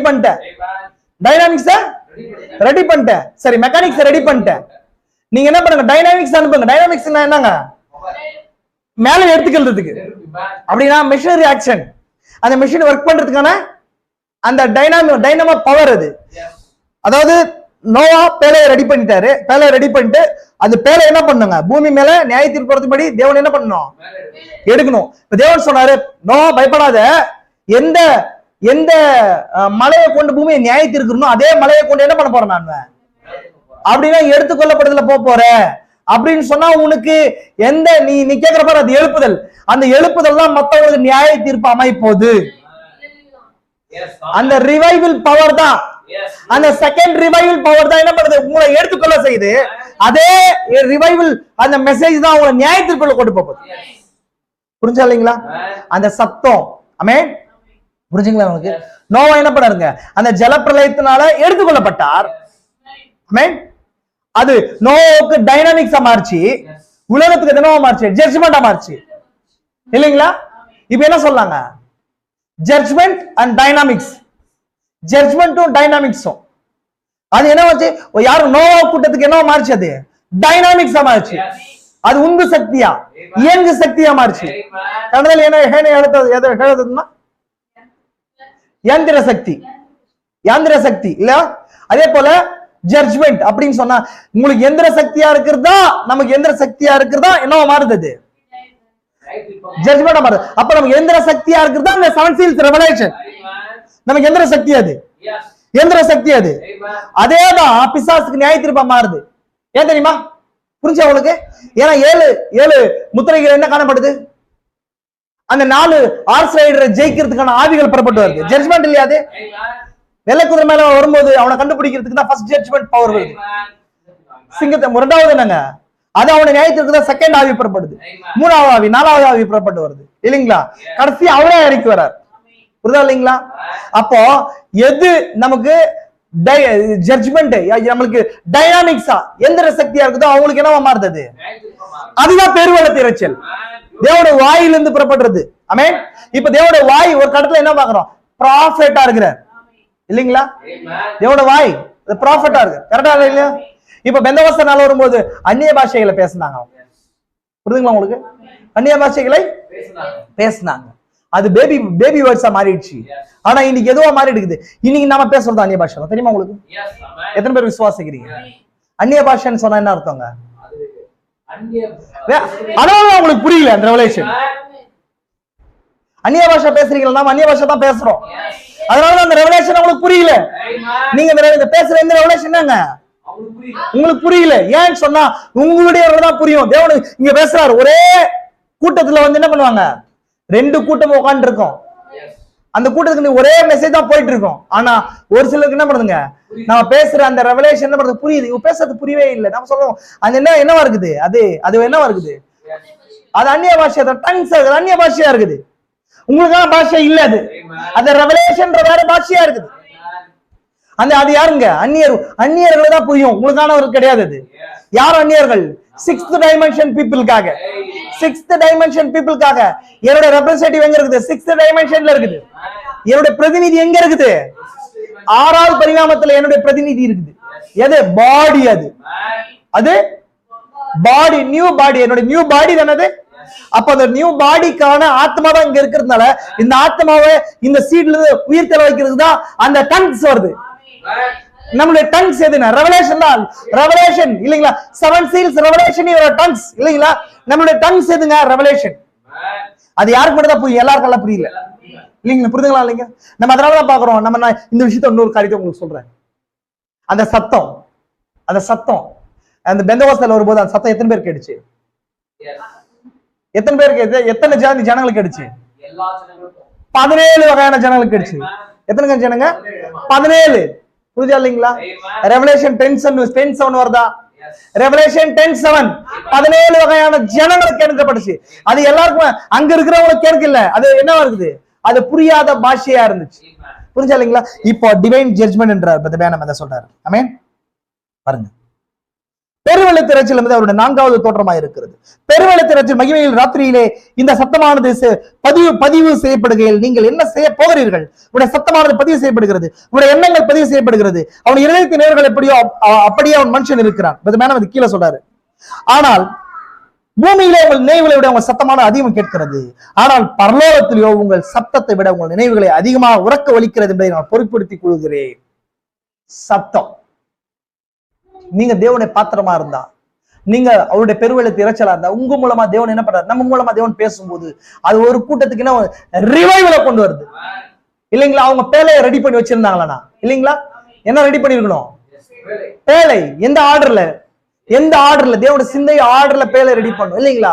300, 30, 50 சொல்லி என்ன பண்ணுங்க, அதை ரெடி பண்ணும்போது நீதிமானாக்கப்பட்ட பரிசுத்தமாக்கப்பட்ட அபிஷேகம்ன்ற அந்த என்ன பண்ணுங்க, அந்த மெத்தட்ல ரெடி பண்ணி வைக்கும் போது அந்த டைனாமிக்ஸ் பவர் என்ன பண்ண தேவன் அனுப்புவார் ஒரு கூட்டத்துக்கு. அது பெருவெள்ளத்து இரைச்சல் ஒரு கூட்டத்துக்கு. அதேதான் டங்ஸா இருக்குது. என்னவா இருக்குது? டங்ஸ். புரியாத பாஷையா இருக்குது, அர்த்தம் இல்ல. புரியுதுங்களா உங்களுக்கு? நான் அதனாலதான் சொல்றேன், பிரதர் மேனம் பேசுறது எல்லாம் டங்ஸ். 1200 டங்ஸ் நமக்கு இருக்குது. 1200 அந்நிய பாஷைகள் இருக்குது நமக்கு. அதை எக்ஸ்பிளைன் பண்றதுக்கு தான் தேவன் 5-fold மினிஸ்ட்ரி வச்சிருக்கிறார். உங்களுக்கு தெரியுமா? உங்களுக்கு அந்நிய பாஷை இங்க இருக்கு தெரியுமா? உங்களுக்கு அந்நிய பாஷை உங்களுக்கு இருக்குதுங்க இங்க. அதனால என்னங்க, யாருக்கு புரியுதுல? அது இந்த பூமியில அல்லாத அந்நியர்களுக்கு 6th dimension பீப்புளுக்கு தான் 1200 டங்ஸ் இருக்குது. இதே தேவன் என்ன பண்றாரு? ஒரு இடத்துல அந்நிய பாஷை பேசினா அதுக்கான வியாக்கியானத்தை கொடுக்க கடவன். அது கொடுக்கிறதுக்கு தான் தேவன் 5-fold மினிஸ்ட்ரி ஹalleluya 5-fold மினிஸ்ட்ரியை தேவன் வச்சிருக்கிறாரா இல்லைங்களா? இப்ப அது ஒரு கூட்டத்துக்கு ஜட்ஜ்மெண்ட் ஆகும். ஒரு கூட்டத்துக்கு என்ன இருக்குது? அது என்ன பவர்? ரிவைவல் மெசேஜா இருக்குது. ரிவைவல்ல நாங்க எழுப்புதல். நம்ம ஆல்ரெடி பார்த்திருக்கிறோம். செகண்ட் ரிவைவலுக்காக வெயிட் பண்ணிட்டு இருக்கிறோம். நம்ம பார்த்திருக்கிறோம், பார்த்தோமா இல்லைங்களா? another revival, another outpouring, இன்னொரு ஊற்றப்படுதல். அவுட்போரிங் நாங்க இன்னொரு ஊற்றப்படுதல், இன்னொரு நிரப்பப்படுதல், ரீஃபில்லிங்காக. அந்த மேடம் சொல்றாரா? இன்னொரு ரீஃபில்லிங் தேவை. இன்னொரு ரீஃபில்லிங் தேவை. ஒரு ரீஃபில்லிங் மேடம் நடந்துச்சு. எகைன் ஒரு ரீஃபில்லிங் சர்ச்சுக்கு என்ன பண்ணுங்க கடைசியா அது ரீஃபில்லிங் வரும்போது தான் அங்க டைனாமிக்ஸ் எந்திர சக்தி கிரியை செய்யுது. அப்போ சத்தம் பெருவெள்ளை திரைச்சல் மனவாட்டி மூலமா நம்ம ஆல்ரெடி எக்கால இதை பார்த்தோம். நம்ம முன்னாடி என்ன பண்ணாங்க, முன்னாடி பார்த்தோம், முன்னாடி அவருடைய வாயிலிருந்து புறப்படுகிற இருப்புற கருக்குள்ள பட்டயம், அதோட இது ரெண்டாவது பார்ட். அதுல ஒன்னதான் அந்த சத்தம் தான் வேர்டா புறப்படுது. நம்ம அந்த காரியத்தை அடுத்து நெக்ஸ்ட் வீக் நம்ம பார்க்கலாம். டைம் இல்லை, நேரத்தை இந்த காரியத்துல நிறைய காரியங்களை நம்ம பார்த்துருக்கிறோம். புரிஞ்சுங்களா உங்களுக்கு? அவருடைய பாதம் உலகளத்தில் காய்ந்த பிரகாசமான வெண்கலம் இருந்தது, வெண்கலத்தை போல இருந்தது. அவருடைய சத்தம் பெரு வெள்ளத்து இறைச்சலை போல் இருந்தது இல்லைங்களா? அதே அந்த சத்தம் எங்கிருந்து புறப்படுது? வாயிலிருந்து புறப்படுது. அந்த சத்தம் ஏதோ புறப்பட்டு இருக்குது. நம்ம அடுத்ததை பார்க்கும்போது அது ஸ்வாடா புறப்படுறத பாக்குறோம். அது இன்னும் எக்ஸ்பெஷலி இன்னும் சொல்லும் தெரியுமா உங்களுக்கு? இன்னும் சொல்லணும் நான் தெளிவா. அது தேர்ட் புல்லா இருக்குது. அது தேர்ட் புல்லா இருக்குது. புரியுதா உங்களுக்கு? அது ஸ்வாடா இருக்குது இல்லைங்க? மேடம் என்னங்க சபீனோல என்ன பண்ணுச்சுங்க? ஒரு பட்டயம் கொடுக்கப்பட்டுச்சு. அந்த பட்டயம் என்னங்க என்ன தேர்ட் புல் சொல்லப்பட்டுச்சு. அது அந்த ராஜாவுடைய பட்டயம். அதான் என்ன பண்ணுச்சு? அது என்னங்க எபிரேயர் 4ஆம் அதிகாரத்துல சொல்லப்பட்டுச்சு இல்லைங்களா? தேவனுடைய வார்த்தையானது இருபுறமும் கருக்குள்ள எந்த பட்டயத்தில் பார்க்கலும் கருக்கானதாயும் ஆவியையும் ஆத்மாவையும் ஊனையும் கணுக்களையும் குத்துக்கிறதாயும் இருதயத்தின் நோய்களையும் தோட்டங்களையும் வகையா இருக்குது. டிசைன் பண்ணுது. ஸ்வாட் அது தேர்ட் புல் அது. ஆமென். அதுதான் 7 சீல்ஸ் ரெவலேஷனா வந்துச்சு. பிரதர் மேடம் என்னங்க சபீனோ வரும்போது அவர் என்னங்க டெத்தை பத்தி அவருக்கு அவர் என்ன பண்றாரு? அவருடைய மரணமான்னு சொல்லி அந்த அந்த 7 தூதர்கள் வரது அவருடைய மரணமான்னு நினைக்கும் போது என்ன பண்ணுங்க? இல்ல அது கிடையாது. என்ன கொடுக்கப்படுறேன் எனக்கு? ஸ்வாடு கொடுக்குறேன். என்ன கொடுக்குறேன்? ஸ்வாட தேர்ட் புல் மினிஸ்ட்ரியா இருக்குது. இப்போ அவருடைய வாயிலிருந்து இருபுறமும் கருக்குள்ள பட்டயம் வருது. அவருடைய வாயிலிருந்து இருபுறமும் கருக்குள்ள பட்டயம் வருது. இல்ல பிரதர் மேடம் சொல்றாரு ஒரு ஸ்வாடு வந்து என்னவாங்க அது தேவன் கொடுக்குற எல்லா ஆசீர்வாதங்களை எடுக்கிறதுக்கான். ஒரு ஸ்வாடு ஒரு பக்கம் வந்து பிசாசை வந்து என்ன வெட்டுறதுக்கான். புரியுதுங்களா உங்களுக்கு? சொல்றாரு ப்ராஃபெட் அநேக செய்திகளை சொல்றாரு. ஒண்ணு பிசாசை வெட்டி தள்ளுறதுக்கு, ஒரு பக்கம் தேவன் நமக்கு வச்ச எல்லா ஆசீர்வாதங்களை சுதந்திரிக்கிறதுக்கு. ஒண்ணு வியாதிக்கு, ஒண்ணு ஆசீர்வாதத்துக்கு. பிரதர் மேடம் 2 டைப்ல சொல்றாரு. அது தெரியுமா உங்களுக்கு? நம்ம அந்த நெக்ஸ்ட் வீக்ல பார்க்கலாம். அந்த காரியத்தை நான் அப்படியே விடுறேன். நல்லா தியானிங்க சகோதரன் சகோதரி, சொல்ற காரியங்களை தியானிங்க. அவருடைய பெருவெள்ளத்து இறைச்சல், அதே போல அவருடைய பாதங்கள் உலைக்களத்தில் காய்ந்த பிரகாசமான வெண்கலம், இது எல்லாமே ஜட்ஜ்மெண்ட்டை நோக்கி தான் இருக்குது. எல்லாமே மனவாட்டி என்ன பண்ணுங்க, தன்னை இது சரண்டர் பண்ணும்போது பாடியோடு நம்ம என்னங்க ஐடென்டிஃபை வித் என்னங்க கிரைஸ்ட் பாடி, கிறிஸ்துவோட சரத்தோட என்ன பண்ணுங்க அடையாளம் கண்டு திரும்ப செய்தி கொடுத்திருக்கிறார் இல்லைங்களா? கிறிஸ்துவோடு கூட அடையாளம் கண்டு கொள்ளப்படுதல். கிறிஸ்துவோடு கூட அடையாளம் கண்டு கொள்ளப்படணும். எதுல அங்க நம்ம வார்த்தையில அடையாளம் கொள்ளணும், நம்ம ஜீவியத்துல அடையாளம் கண்டு கொள்ளப்படணும். விசுவாசிக்கிறீங்களா? இந்த உலகம் அவிசுவாசத்துக்கும் மரணத்துக்கும் இரையா வைக்கப்பட்டிருக்கு. டிவைன் ஜட்ஜ்மெண்ட் இது பூமியை தாக்குது. நீ ஆமென். வயல் பூமியில ஊற்றப்பட போகுது. ஆல்ரெடி பூமியில என்னங்க எக்காலம் ஊற்றப்பட்டு கொண்டிருக்குது. ஏற்றாங்க ஃபர்ஸ்ட் 4 எக்காலம் என்னதுங்க இயற்கையில ஊற்றப்பட்டு கொண்டிருக்குது. கடைசியா 7th 7வது எக்காலத்துக்காக என்ன பண்றோம், நம்ம வெயிட் பண்ணிருக்கிறோம். அதான் தேர்ட் வேர்ல்டு வார். அதுக்கு முன்னதாக மனவாட்டி அனுவல் என்ன பண்ணுங்க எடுத்துக்கொள்ளப்படணும். ஆனா அதுக்கு முன்னதாக இன்விசிபிளா ஃபர்ஸ்ட் 4 ட்ரம்பட்ஸ் இன்னைக்கு என்ன பூமி மேல ஊற்றப்பட்டு கொண்டிருக்குது. ஃபர்ஸ்ட் 4 எக்காலங்கள் இருந்துங்க. ஒண்ணு சூரியனை தாக்குது, அட்மாஸ்பியரை தாக்குது. இன்னொன்னு தண்ணீர்களை தாக்குது இல்லைங்களா? இன்னொன்னு புல் செடி பூண்டுகளை தாக்குது. இதெல்லாம் என்னங்க அட்மாஸ்பியர்ல நடக்கிற பொல்யூஷன் அடையாளமா இருக்கு. நியாயத்திருப்பது அது மூலமா தான் கொரோனா வந்தது. அதனாலதான் வியாதிகள் வருது. அதனாலதான் என்னங்க டெபிசிட், ஃபுட் எல்லா பற்றாக்குறைகளும் வருது. எல்லா விதமான காரியங்களும் வருது. பொருளாதார குறைபாடு வருது. புரியுதுங்களா உங்களுக்கு? எக்கனாமிக்கல் கிரைசிஸ் வருது, ரெசிஷன் வருது. இதெல்லாம் என்னங்க நியாய தீர்ப்பு. தேவனுடைய வார்த்தையை ஒரு தேவசம் புறக்கணிக்கும் போது என்ன பண்ணுது? நியாய தீர்ப்பு வருது. இன்னைக்கு வேர்ல்டு வைடா புறக்கணிக்கிறதுனால வேர்ல்டு வைடா என்னங்க டிப்ரெஷனுக்குள்ள போகுது, ஒரு அழுத்தத்துக்குள்ள போயிட்டு இருக்குது, ஒரு பெரும் அழுத்தம். புரியுதுங்களா உங்களுக்கு? அப்ப அதுல இருந்து பாதுகாக்கிறதா நம்ம என்ன பண்ணுவோம்? மேல போகணும். நம்ம என்ன பண்ணுவோங்க? நம்ம மேல போகணும். எங்க போகணுங்க? நமக்கு இன்னைக்கு டைனாமிக்ஸ் தேவைப்படுது. இந்த மெக்கானிக்ஸ் ரெடி பண்ணா டைனாமிக்ஸ் தேவன் என்ன பண்றாரு? அனுப்புறாரு. அதுவும் ஜட்ஜ்மெண்ட் யார் மூலமா பேசுறாரு? தேவன் அவரோட மனவாட்டி மூலமா பேசுறாரு. பில்லர் ஆஃப் ஃபயர் மினிஸ்ட்ரி மேன மூலம் ஒரு பார்ட் நடந்துச்சு. நம்ம மூலம் ஒரு பார்ட் நடக்கணும். அதுக்கு அகைன் ஒரு அவுட் போரிங் தேவைப்படுது, இன்னொரு ஊற்றப்படும் தேவைப்படுது. மேன மூலமா ஊற்றப்படும் போது ஃபர்ஸ்ட் அந்த முதல் பாதம் வைக்கப்பட்டுச்சு இல்லைங்களா? அது சமுதிரத்துல இருக்கிற மிருகத்தை என்ன பண்ணுச்சு? டேமேஜ் பண்ணுச்சு. செகண்ட் பாதம் பூமி மேல இருக்கிற மிருகத்தை WCC டேமேஜ் பண்றது, WCC கொண்டு வர அந்த மிருகத்தை டேமேஜ் பண்றதுக்கு நம்மளுடைய பாதம் தேவைப்படுது. நம்மள தேவன் என்ன பண்றாருங்க? எடுக்கிறாரு. இன்னொன்னு அந்த அந்த பாதம், இது இன்னொன்னு உலைக்களத்தில் காய்ந்த பிரகாசமான வெண்கலம் இருக்கு இல்லையா, அந்த பாதங்கள், அந்த பாதம் என்ன பண்ணுன்னு சொன்னா ஆதியாகமம் 3:15 நிறைவேற்றுது. உன் வித்துக்கும் அவழித்துக்கும் பகை உண்டாக்குவேன் இல்லைங்களா? அவர் உன் தலையை நசுக்குவார், நீ அவர் குதிங்கால நசுக்குவார். அவர் உன் தலையை நசுக்குவார் அப்படின்னா நசுக்கும் போது பாதத்துல, அந்த பாதத்துல நசுக்கப்படுறது சர்ப்பம் இல்லைங்களா? வலு சர்ப்பம் இல்லைங்களா? ஏன்னா வலு சர்ப்பம் அந்த முதல்ல மிருகம் வந்துங்க அந்த லெப்பர்ட் போல, ரெண்டாவது மிருகம் தான் வலு சர்ப்பம். நல்லா கவனிங்க, 13ஆம் அதிகாரத்துல ரெண்டாவது மிருகம் இருக்கா? ரெண்டாவது மிருகம் எப்படி இருக்குது? ஆட்டுக்குட்டி கொப்பாக இருக்குது, 2 கொம்புகளா இருக்குது. ஆனா வாய் எப்படி இருக்குது? வலு சர்ப்பத்தை போல பேசுது. ஆனா இந்த வலு சர்ப்பத்தை போல பேசுற அந்த வாய், அந்த பாதங்கள், அந்த காரியத்தை ஆதியாகமம் 3ஆம் அதிகாரத்துல அவருடைய பாதங்கள் அவர் என்ன பண்றாரு? அவருடைய தலையை நசுக்குவார். அவருடைய எதிராக நசுக்கிறார் பாதத்தினால. இப்ப அங்கே மனவாட்டியுடைய பாடி வெளிப்படுத்தப்பட்டது. அவர் உன் தலையை நசுக்குவார், நீ அவர் குதிங்கால நசுக்குவார்னா கால், பாதம், பாதம்னா பாடி, அது சரீரம். இந்த ரெவலேஷன்ல காணப்பட்ட அந்த பாகம் அது உலைக்களத்தில் காய்ந்த பிரகாசமான வெண்கலம். ஒரு பக்கம் அவர் நியாய தீர்ப்பை பெற்றுக்கொண்டதை காட்டுது இல்லையா? நீ அவர் குதிங்கால நசுக்குவார் என்றது சிலுவையில் ஏற்படுத்தப்பட்ட டேமேஜ், அவர் நியாய தீர்ப்பு. இன்னொன்னு அவர் நசுக்குவார்ன்றது இன்னைக்கு மனவாட்டி கொடுக்க போற நியாய தீர்ப்பு. புரிஞ்சா இல்லைங்களா? ரெவலேஷன் புரிஞ்சா? ஆதியாகமம் 3:15 நம்மளுடைய பாகம் இருக்குது. ஆதியாகமம் 3:15 நீ அவர் குதிங்கால அவர் உனக்கு தலையை நசுக்குவார்ன்றது நம்பாது. நீ அவர் குதிங்காலைன்னா அந்த கால், அந்த பாகம்ன்றது கிறிஸ்து இல்லைங்களா? அவர் தலையை நசுக்கிறது யாருங்க? நம்போ. அவர் உன் தலையை நசுக்குவார். அவர்ன்றது யாருன்னு சொன்னா அந்த தலை பிளஸ் சரீரம். அந்த சரீரம் யாரு? மனவாட்டி. பாதங்கள் உலைக்களத்தில் காய்ந்த பிரகாசமான வெண்கலம். எதுங்க? அந்த சர்ப்பத்தை எதுங்க? வெளிப்படுத்தல் 13ஆம் அதிகாரத்துல வலு சர்ப்பத்தை போல பேசிச்சு அந்த மிருகத்தை நசுக்கிறதுக்கு நம்பதான். ஆமென். கிறிஸ்துவோட சரீரம். புரிஞ்சுக்கலாம் உங்களுக்கு? நான் ஓரளவு அங்கங்க சொல்லியிருக்கிறேன், நிறைய விஷயங்கள் இருக்கு, நீங்க தியானிங்க போயிட்டு. நம்மளுடைய ஸ்தானங்கள் இது மூலமா வெளிப்படுத்தப்படுது. நம்ம ஸ்தானங்கள் வெளிப்படுத்தப்படுது. நமக்கு அவுட் போரிங் தேவைப்படுதுன்றது வெளிப்படுத்தப்படுது.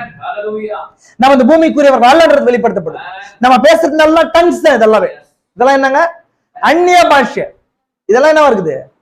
அந்நிய பாஷை. எதுக்குமே யாருக்குமே புரியும், உலகத்தாருக்கு புரியாது. டினாமினேஷன் இந்த மெசேஜ் எடுத்து போட்டு பாருங்க, காட்டுங்க, புரியாது. அதே போல இந்த மெசேஜ்ல இருக்கிற முன்குறிக்கப்படாதவங்களுக்கு போட்டு காட்டுங்க, புரியாது, எதுவுமே புரியாது. புரியுதுங்களா உங்களுக்கு? அவங்களுக்கு புரியாது. வெறும் ஜாலியா, ஜோக்கா, காமெடியா ஏதோ ஒரு பாகத்தை எடுத்துக்கின்னு நீ வித்துன்னு சொல்ற பாகம் கிடையாது. இது பர்டிகுலரா நம்ம எங்க பொருத்தப்படணும்ன்றத காட்டுது இந்த மெசேஜ். தீர்க்க தரிசனத்தால சம்பவங்கள் என்ன பண்ணுதுங்க? தெளிவாக்கப்படுது. அதே போல வேத வாக்கியம் நிறைவேறுதலா என்ன பண்ணுதுங்க? காட்சிகளை பாக்குறோம். வேத வாக்கியத்தை நிறைவேற்றுறோம், பிளஸ் பூமியில நடக்கிற அந்த காரியத்தை தீர்க்க தரிசனத்தை எடுத்து காட்டுறோம். புரியுதுங்களா உங்களுக்கு? இது டங்ஸ், இது ஃபுல்லா. புரியுதுங்களா உங்களுக்கு? வியாக்கியானப்படுத்துற தீர்க்க தரிசி 5-fold மினிஸ்ட்ரி மூலமா நான் வியாக்கியானப்படுத்தப்படுது. கரெக்டாமே ஆசீர்வாதங்கள் கூட்டு வராங்க. நம்ம ஜெபிக்கலாம். எல்லா கண்களும் மூடலாம். கிருபை நிறைந்த எங்கள் பரலோக பிதாவே, இந்த ஆசீர்வதிக்கப்பட்ட இந்த சாயங்கால நேரத்துக்காக நன்றி ராஜா. மீண்டும் ஒரு ஸ்ரீயாக கத்தாய் பிள்ளைகளாகிய நாங்கள் உங்களோட மகிமையின் பாகத்தை காண வந்தோம். அதுல எங்களுடைய பங்கு இருக்குது, நாங்க அதுல இருக்கிறோம் ராஜா. எங்கள் மூலமா வெளிப்பட்டு பெரு வெள்ளத்து இறைச்சலை கத்தாவே அது மூலமா நியாய தீர்ப்பை கொண்டு வருகிறீர். அது நியாய தீர்ப்பா இருக்கிறது. அது உலைக்களத்தில் காய்ந்த பிரகாசமான வெண்கலம். ஒரு பாகம் நீர் நிறைவேற்றினீர், ஒரு பாகத்தை நாங்கள் நிறைவேற்றுகிறோம். ஒரு பாகம் நீர் கத்தா நியாய தீர்ப்பை பெற்றுக் கொண்டிருக்கிறீர், ஒரு பாகத்தை நாங்கள் பிசாசின் தலை நசுக்கிறதுக்கு எதுவா நாங்கள் யூஸ் பண்றோம். அது கத்தா சரத்தின் பாகமா இருக்கணும், அங்கமா இருக்கணும். நாங்கள் பேசுறதெல்லாம் டங்ஸா இருக்குது ராஜா.